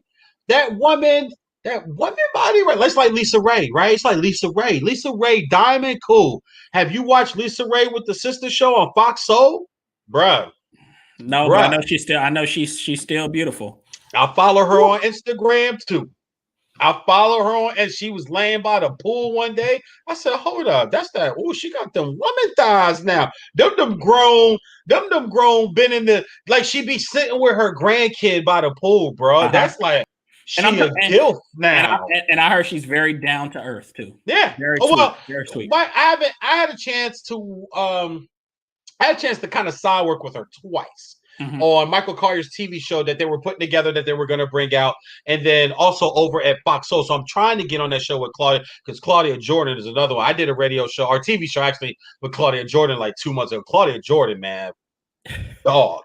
I didn't know. I just kind of scrolled and see her on my internet, but sitting on TV, sitting on the computer with her face to face for 30 minutes, I was like, I saw her from a different angle. So tell me about yourself, Claudia. Yeah, no, I agree. It definitely gets like that sometimes. Yeah, man, that's grown man stuff. So let's go through these moves before we wrap up real quick, man. Rondo and the Clippers now. I love that move. Lou Williams, as I mentioned before in my open rant, you want to go to strip clubs in Atlanta? You want to go have the lemon pepper wings? Guess what, brother? You can have all you want. Have fun with a 500 basketball team going nowhere. And the Clippers get a point guard and get a playoff veteran that can come in and do what they didn't have there. I think this is a great move for them. JJ Redick. I'm sorry, JJ Redick. I was just gonna go through a few and then just let you pick off of them. Go ahead. JJ Redick to the Mavs from the Pelicans. Pelicans seem to be sellers. Like I said, they're talking about moving Lonzo or Lonzo not wanting to be there because Lonzo's still on his rookie deal. Lonzo's a free agent coming up soon. But this gives the Mavs shooting. JJ Redick is a veteran. He is a sniper. And now all Luka's got to do is get to a spot, and now you can kick out to JJ. JJ's very good about moving without the ball, too, around the perimeter. He doesn't just stand and wait. No. He gets to moving around and find spots for you. So I think that's a great move for them. The Victor Oladipo move from the Rockets to the Heat, I think, is outstanding. Houston, I said it about 3 weeks ago on my show. Watch what you wish for. You just might get it. You didn't want James Harden. You didn't want Russ Westbrook, and you commenced to losing 20 straight games. And now Victor is gone, and you got that basically for Avery Bradley and Kelly Olynyk. Basically a bag of Funyuns, and I love Funyuns in a Rock Creek peach soda. That's for my people back east in the Northeast that know about Rock Creek soda back east. But that's what you basically gave up on. Shout out to Pat Riley once again making it to Aaron Gordon going to Denver. That's huge, man. The Raptors get Gary Trent. That was a head scratcher because Gary Trent's a young player, 3-point shooter for Portland, but Portland did get Norm Powell from the Raptors. So I mean, guess there's something there. And the other big one I thought that was huge today, Vucevic to the Bulls. Orlando finally said, okay, fine, we'll get you out of here. We'll let you go.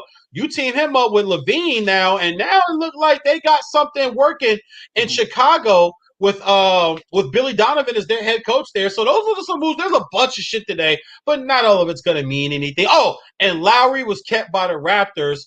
I think people wanted them to trade him because the thing was, well, they're gonna do that to Lowry. The Lakers were in on that talk.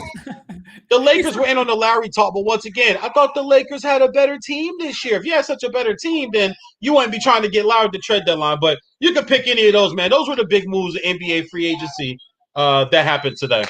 Yeah, no, they're all good. I love the Clippers trade with the Hawks. It gives the Hawks ammo coming off the bench. Lou Williams is always going to do. He's a walking bucket. He's going to give you 15 to 20 points coming off the bench.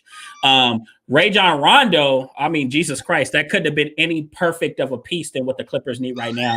They need somebody that can come in. I love Pat Bev. I love Lou Williams when he was there, but none of those guys are great facilitators. They're not going to slow things down, and they're not going to create offense, right? Rajon Rondo is going to create offense, create shots. He's going to feed Kawhi Leonard, feed Paul George, right? Playoff P, right? He's going to get a lot of players going. He's going to take the ball out of their hands so much because those guys get bogged down towards the end of games because they have to control the ball. Exactly. Rondo can come in and go, guys, just get to your spots. Calm down. Exactly. Yep. Exactly. I got you. And I got you. And I look at just to look at the impact that Rajon Rondo has. I look at a few years ago when he was in New Orleans. All right, and they kicked Drew Holiday to the 2. Yep. Oh my Jesus Christ! Yeah. I mean, that was some of the best. That's when I seen like this is what makes him special. Even though I know we know he was already already had his career, but when he did that, that's when I seen what his true impact was. But I love that fit. I mean, the Dallas trade with New Orleans, JJ Redick. Luka needs a running mate. right? He needs some more offense around him. And they got the guy Nicolo Melli, the big man. All right, they need some more presence down low. I don't know if if they got their big man back. The guy's been hurt. What's his name? The kid they got from New York. Oh, Porzingis. Porzingis, yeah. I don't know. Yeah. Look, he hurt so much I forgot his name. I know. Porzingis, and you're right. He needs a running. Luka needs a running mate. I wanted it to be Porzingis, but the potential was there, and it kills me. Because when you see them play together, they play so well together. But Porzingis just cannot stay healthy. He's too light in that. Once again, just like Devontae Smith, homie. He's just too light in the ass, man. Yeah, I just don't like players that are just too. Some guys like Blake Griffin. Some guys are just fragile, man. Some guys it's not their fault. I get it. Andrew Luck. Some guys are just fragile, dude. They walk. Well, my ass. I'm not gonna say Andrew Luck is fragile. Andrew Luck was the most hit quarterback in the National Football League for about 3 years. There's a lot of quarterbacks that get hit a lot, homie. They don't get hurt that much. He He was getting hit. I know. He was getting hit. So I know he was getting hit. Yeah, and he didn't have no running game. David Carr. Who's the older brother? David was getting killed in Houston. He was breaking sack records. He wasn't always hurt. Tannehill was getting killed in Miami. He was breaking sack records. He wasn't hurt. It's either two things are going to happen. Either your mind's going to break or your body's going to break. David Carr, his mind broke. He was never the same guy. He came in there a number 1 overall pick, and man, 4 years later, you could have swore he was undrafted. Man. And I like David Carr, right? That shit killed. You talk about a situation kill a guy's confidence. I don't think we've ever seen it like that in the NFL that we saw that. And a guy that was gutsy, it stuck with it, man, and hung in there, but just got hit so damn much that one day he just said, okay, 1, 2, 3, and I'm throwing this shit. I don't care where it go. I don't care who's open. It throws off their time clock.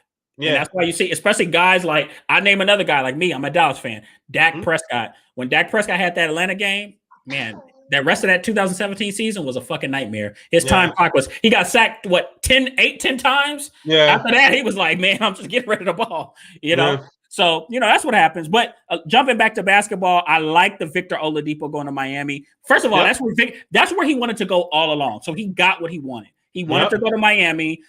Granted, unfortunately, they're not getting the same player that that he was. I thought Victor Oladipo had the potential to become much better and hopefully become something close to a superstar. You don't think he can get that back?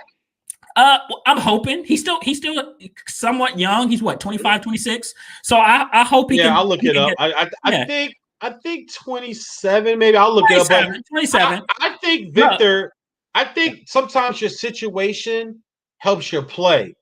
And I think being shot down in Houston or even in Indiana, not knowing what was going to happen, then getting sent to Houston, then being on the team losing 20 straight. Put him off track. It puts them off track. Now you go to Miami. Jimmy Butler's the leader. Spoelstra's got 2 championships. Pat Riley sitting up there with about 4 or 5 championship rings on himself. And you got Bam, a young stud, and you kind of looking around like, okay, yeah, this kind of – kind of feel okay. Yeah. Oh, you know what? My knee does feel better now. I do. Right. I think that kind of Randy Moss played a year in Oakland, and people said he was done. This dude walked off the field during the Washington Redskins game. Remember that? Yeah, I remember that. And people go, he's done. The minute he got traded to New England, oh my God! Did you hear what happened there? What happened? Randy Moss got traded to the Patriots. And you knew. And set the fucking receiving touchdown record. He goes out and gets 25 touchdown catches. like it's nothing, right?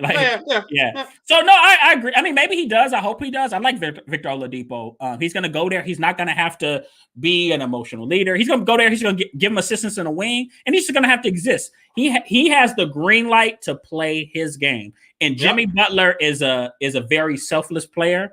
I think the way Miami is building right now, I think that Bam Adebayo is becoming their guy, and you're starting to see that team slowly but surely be built around what he's doing. I think he can be he's slowly rising into becoming, a star, and hopefully down the line a superstar.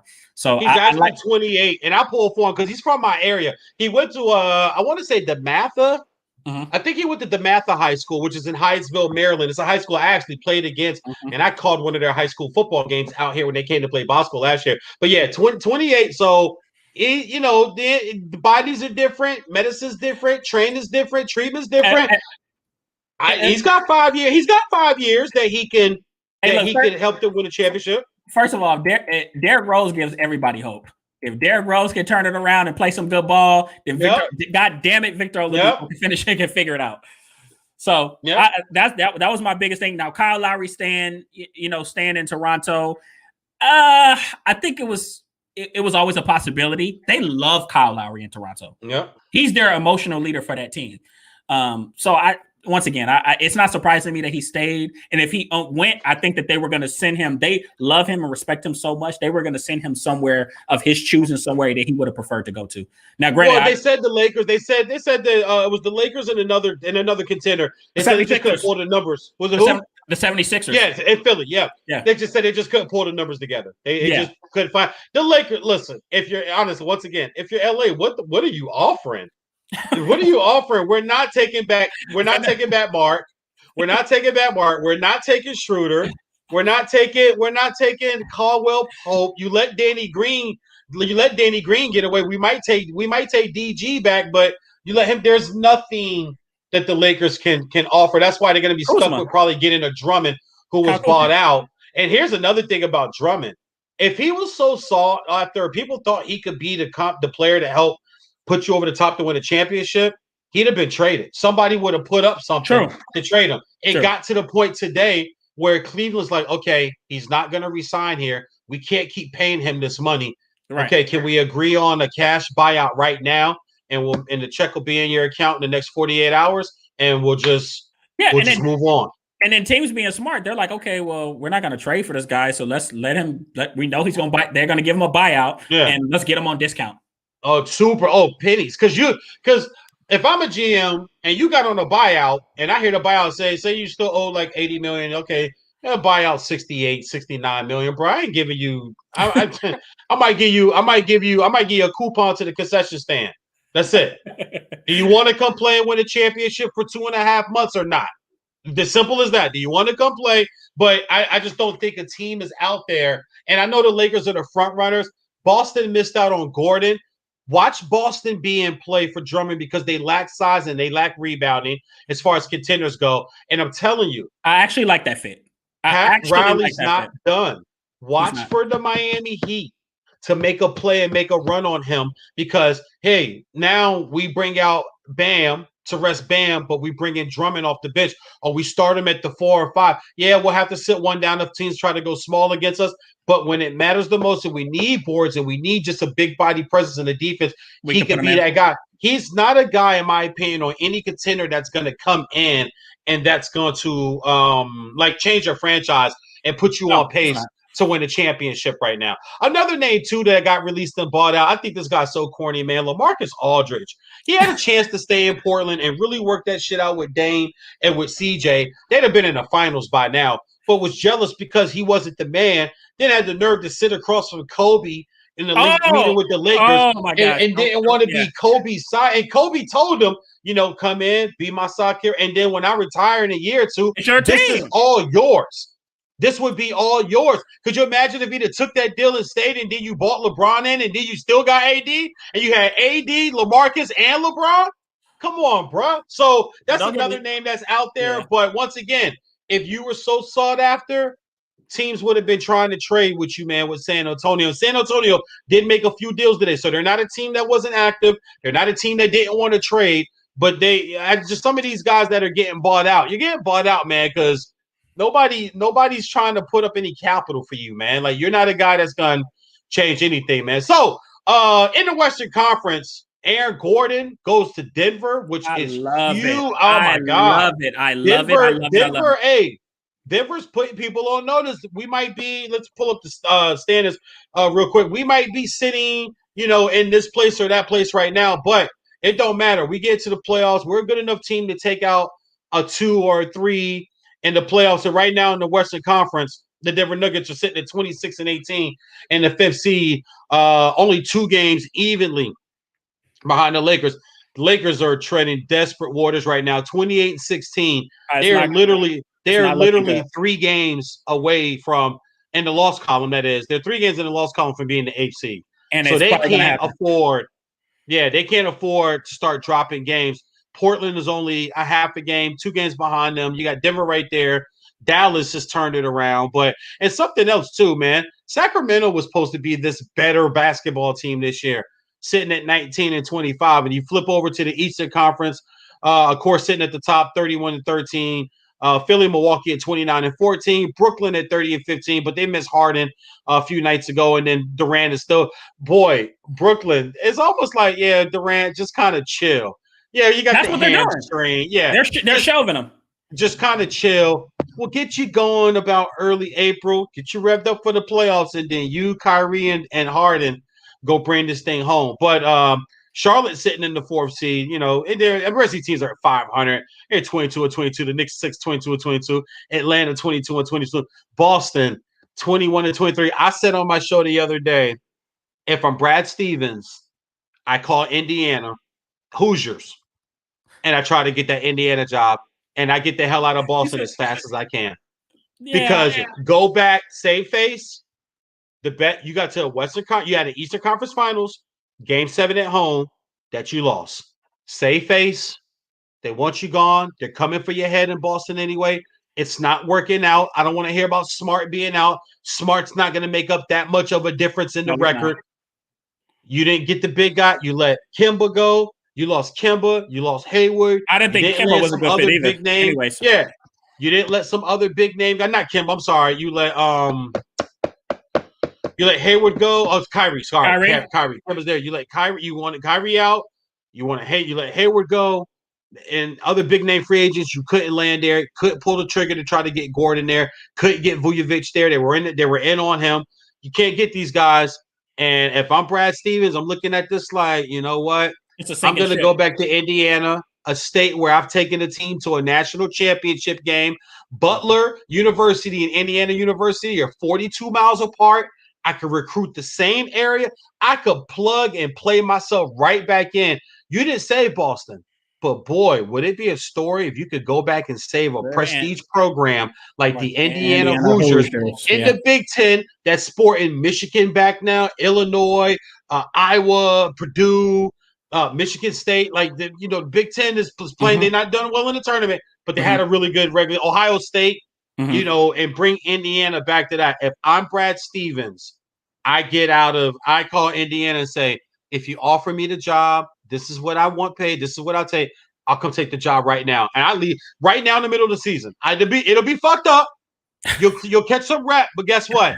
You ain't never gonna have to go back into the Garden again. You ain't never gonna have to go to a Celtic game again. If you can go back to little basketball state Indiana in the Midwest, recruit the Midwest, and rebuild that program. If you would have told me, honestly, 2 years ago that Boston would be the team that they are right now, I would have called you a goddamn liar. Oh yeah, I'd have bet you money. I just fucking knew they were next up. Yeah, but it never materialized. Now I will say this: I still think Jason Tatum is special. More special than Ingram. Let's go back to that Duke topic from earlier. The kids that have come out of Duke lately. I thought Tatum was the guy, and I think Tatum is special, but I think he's still. Ingram, it looks easier to Ingram now, though. Well, now is what matters. Now is what matters, but we also got to remember, just out of respect to Jason Tatum, it took Brandon Ingram 5-6 years to develop into the player he is now. Okay. Right? Jason Tatum. Well, you're right. You're right. Yeah. Now, Jason Tatum. I watch Ingram play, man. It looks easy. I agree. I hate comparisons. I see the next Durant. That's what his player comp. I see the next Durant. Kevin Durant, yeah. That was it looks so easy. Easy to him, yeah. And he's a 7-foot wingspan wing guy that plays on the perimeter. Yeah, and it just comes so easy. Tatum sometimes has the work for his. He doesn't have that 7-foot tight wingspan. And I think I think I'll say it like this. I think Ingram got more dog in him of course than Tatum does. Ingram got more dog in him. Tatum might have went to work out with Kobe, but Ingram was part of the franchise when Kobe was still around. All right. So there's some stuff he sucked up from Kobe just on the daily. Tatum had to go work out with him for a certain amount of time in the offseason. I think that dog, and when you and I love just like that tough kind of emotionalist. You know, he smoked mad weed. His eyes is always low and shit. Take my glasses off.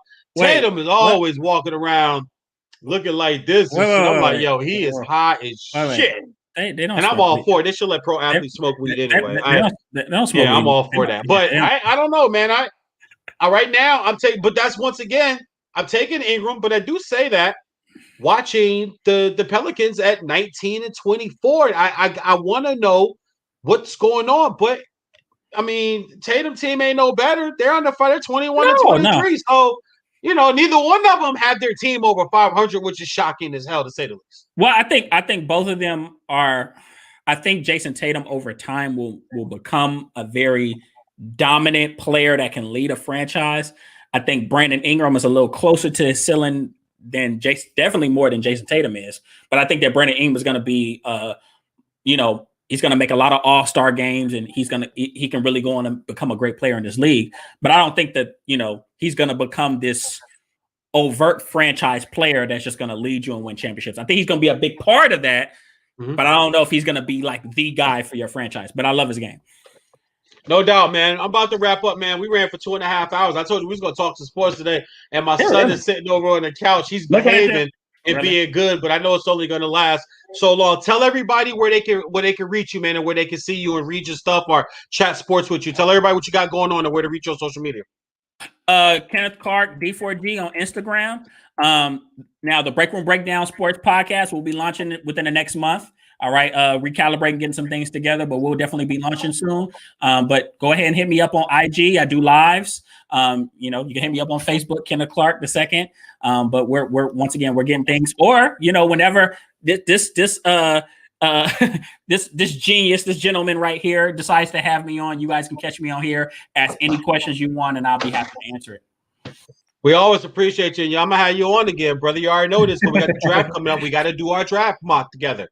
We got to do our draft. I want to do, and it'll be a long show, or at least the first 10 picks. I want to do a live show the night of the draft, at least for like the first 10. I'm glad you said it, because that's exactly what the hell I want to do. So yeah, for like at least the first 10, 11 picks, because that's like what the first. That's what, an hour and a half, 2 hours. Rock out the 32. That's a 4 hour. All right, well, shit, we can.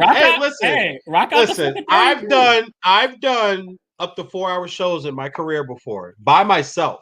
Okay. I've done 3 hour shows multiple times. I do 2 hour shows a whole bunch of times. So like right now, it was easy to do 226. I also want to thank the DFS Docket for joining us too, man, from the group, from the Sports Talk group retweet content group that we have going on Twitter. That was a bunch of fun too, man. So appreciate you, brother. Enjoy. I'm about to get off of here in a second after I let you go and hang out with my son. I told him we're going to watch a cartoon movie. This is our day.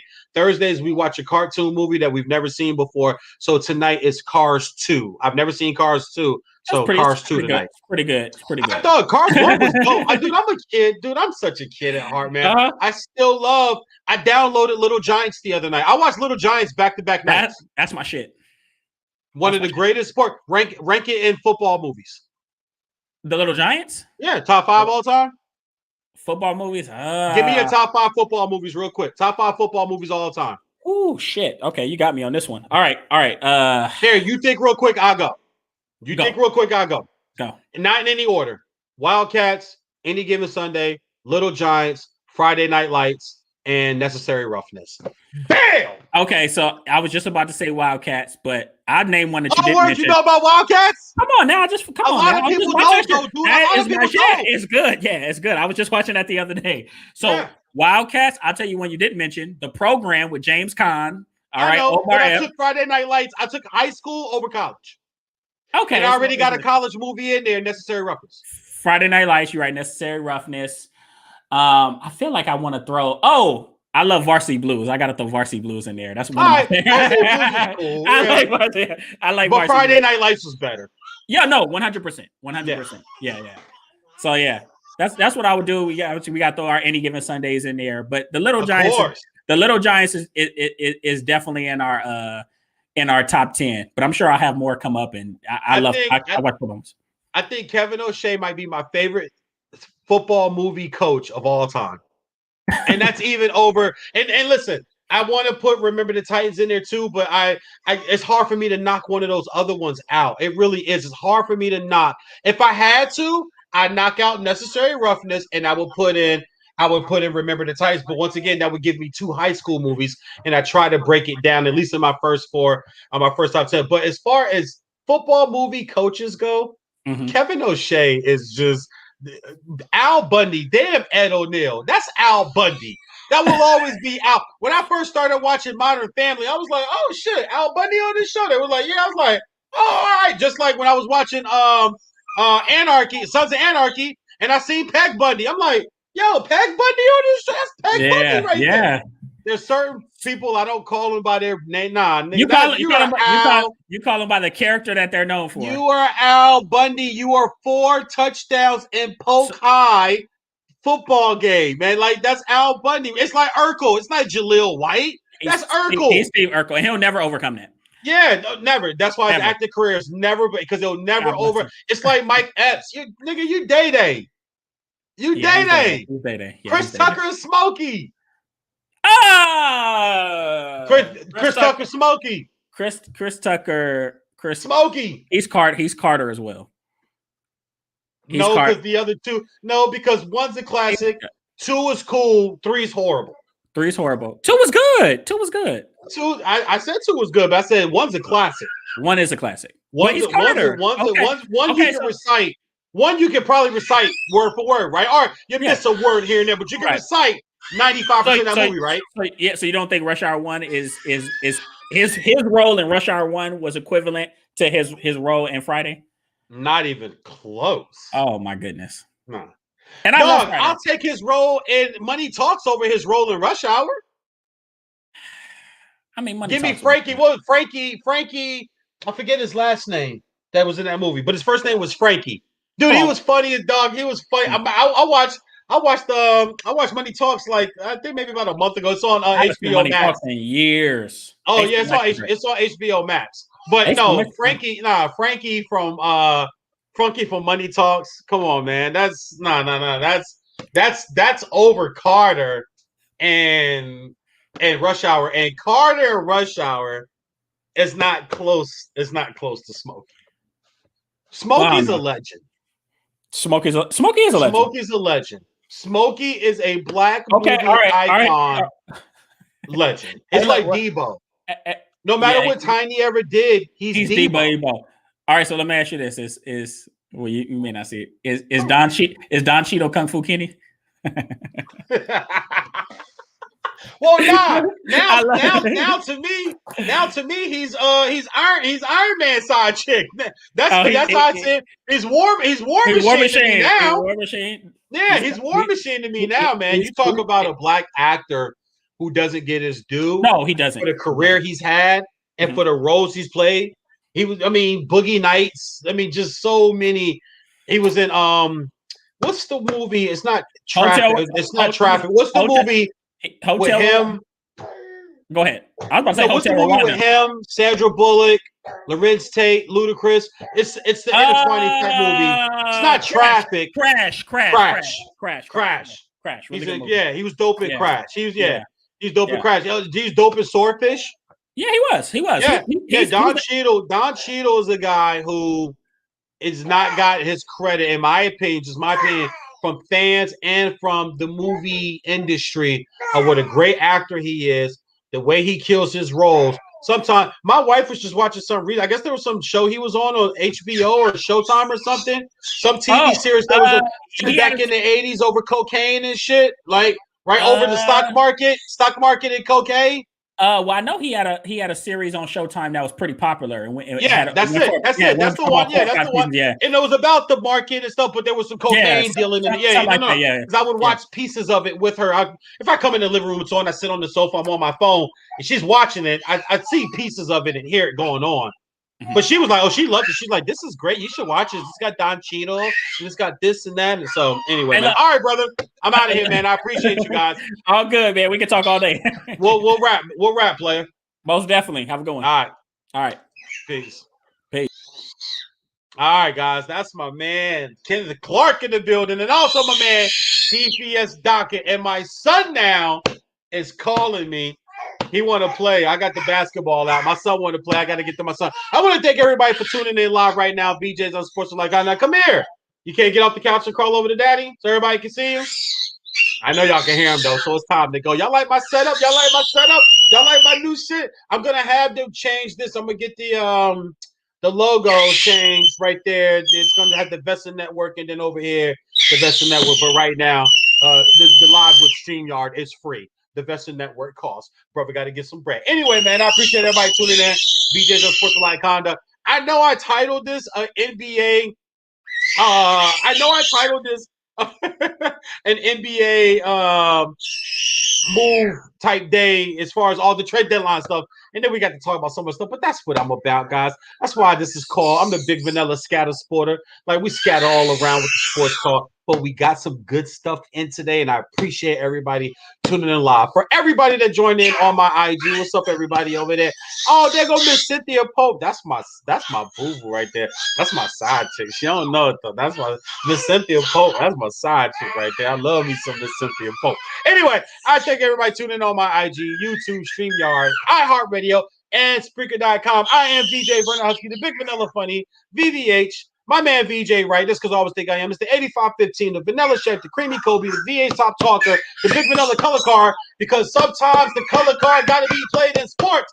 And when it does, I am your big color card Vegas dealer. I'm about to chill with my son Cameron for the rest of the evening, man. I'll holler at y'all. See you when I see ya. God bless, man. Peace. All right. So we are off live there. All right. Spreaker.com, live off the radio. Bam. All right. Woo. That was some good stuff, man. Good show. Appreciate everybody tuning in on my IG. Appreciate everybody tuning in on my YouTube channel and on my StreamYard. So we out of here, guys. I'll see y'all next time, man. Thank you for tuning in. I gotta go kick it with my son. I already said that, right? I said that. I'm saying it again. I'm repeating myself. That's because I don't want to leave y'all. That's how much I love doing this shit. I don't want to leave you guys. I love you guys. I love everybody. I love my fans. I love my people. But my son is getting rowdy right now, and I'm kind of hungry too. Oh, also too. Speaking of hunger, quick sidebar. Popeye's chicken sandwich is good. I did try that KFC joint, even though I wasn't supposed to. I did try the KFC sandwich, y'all.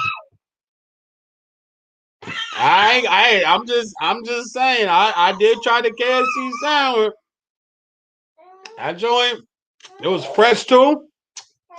It was crispy. The bun was soft and warm. Had a little butter on it. Ooh, every time you get buns with a little butter, buns with the butter, buns with the butter, buns with the butter, butter with the buns. Telling y'all. Oh, that could be a rap song. Buns with the butter. Buns with the butter. Buns with the butter. Butter with the buns. Buns with the butter. Buns with the butter. Buns with the butter. Butter with the buns. She got the buns. He got the butter. He got the butter. She got the buns. Bars. I'm about to go write that. I'll holler at y'all, man. Peace. I'm out.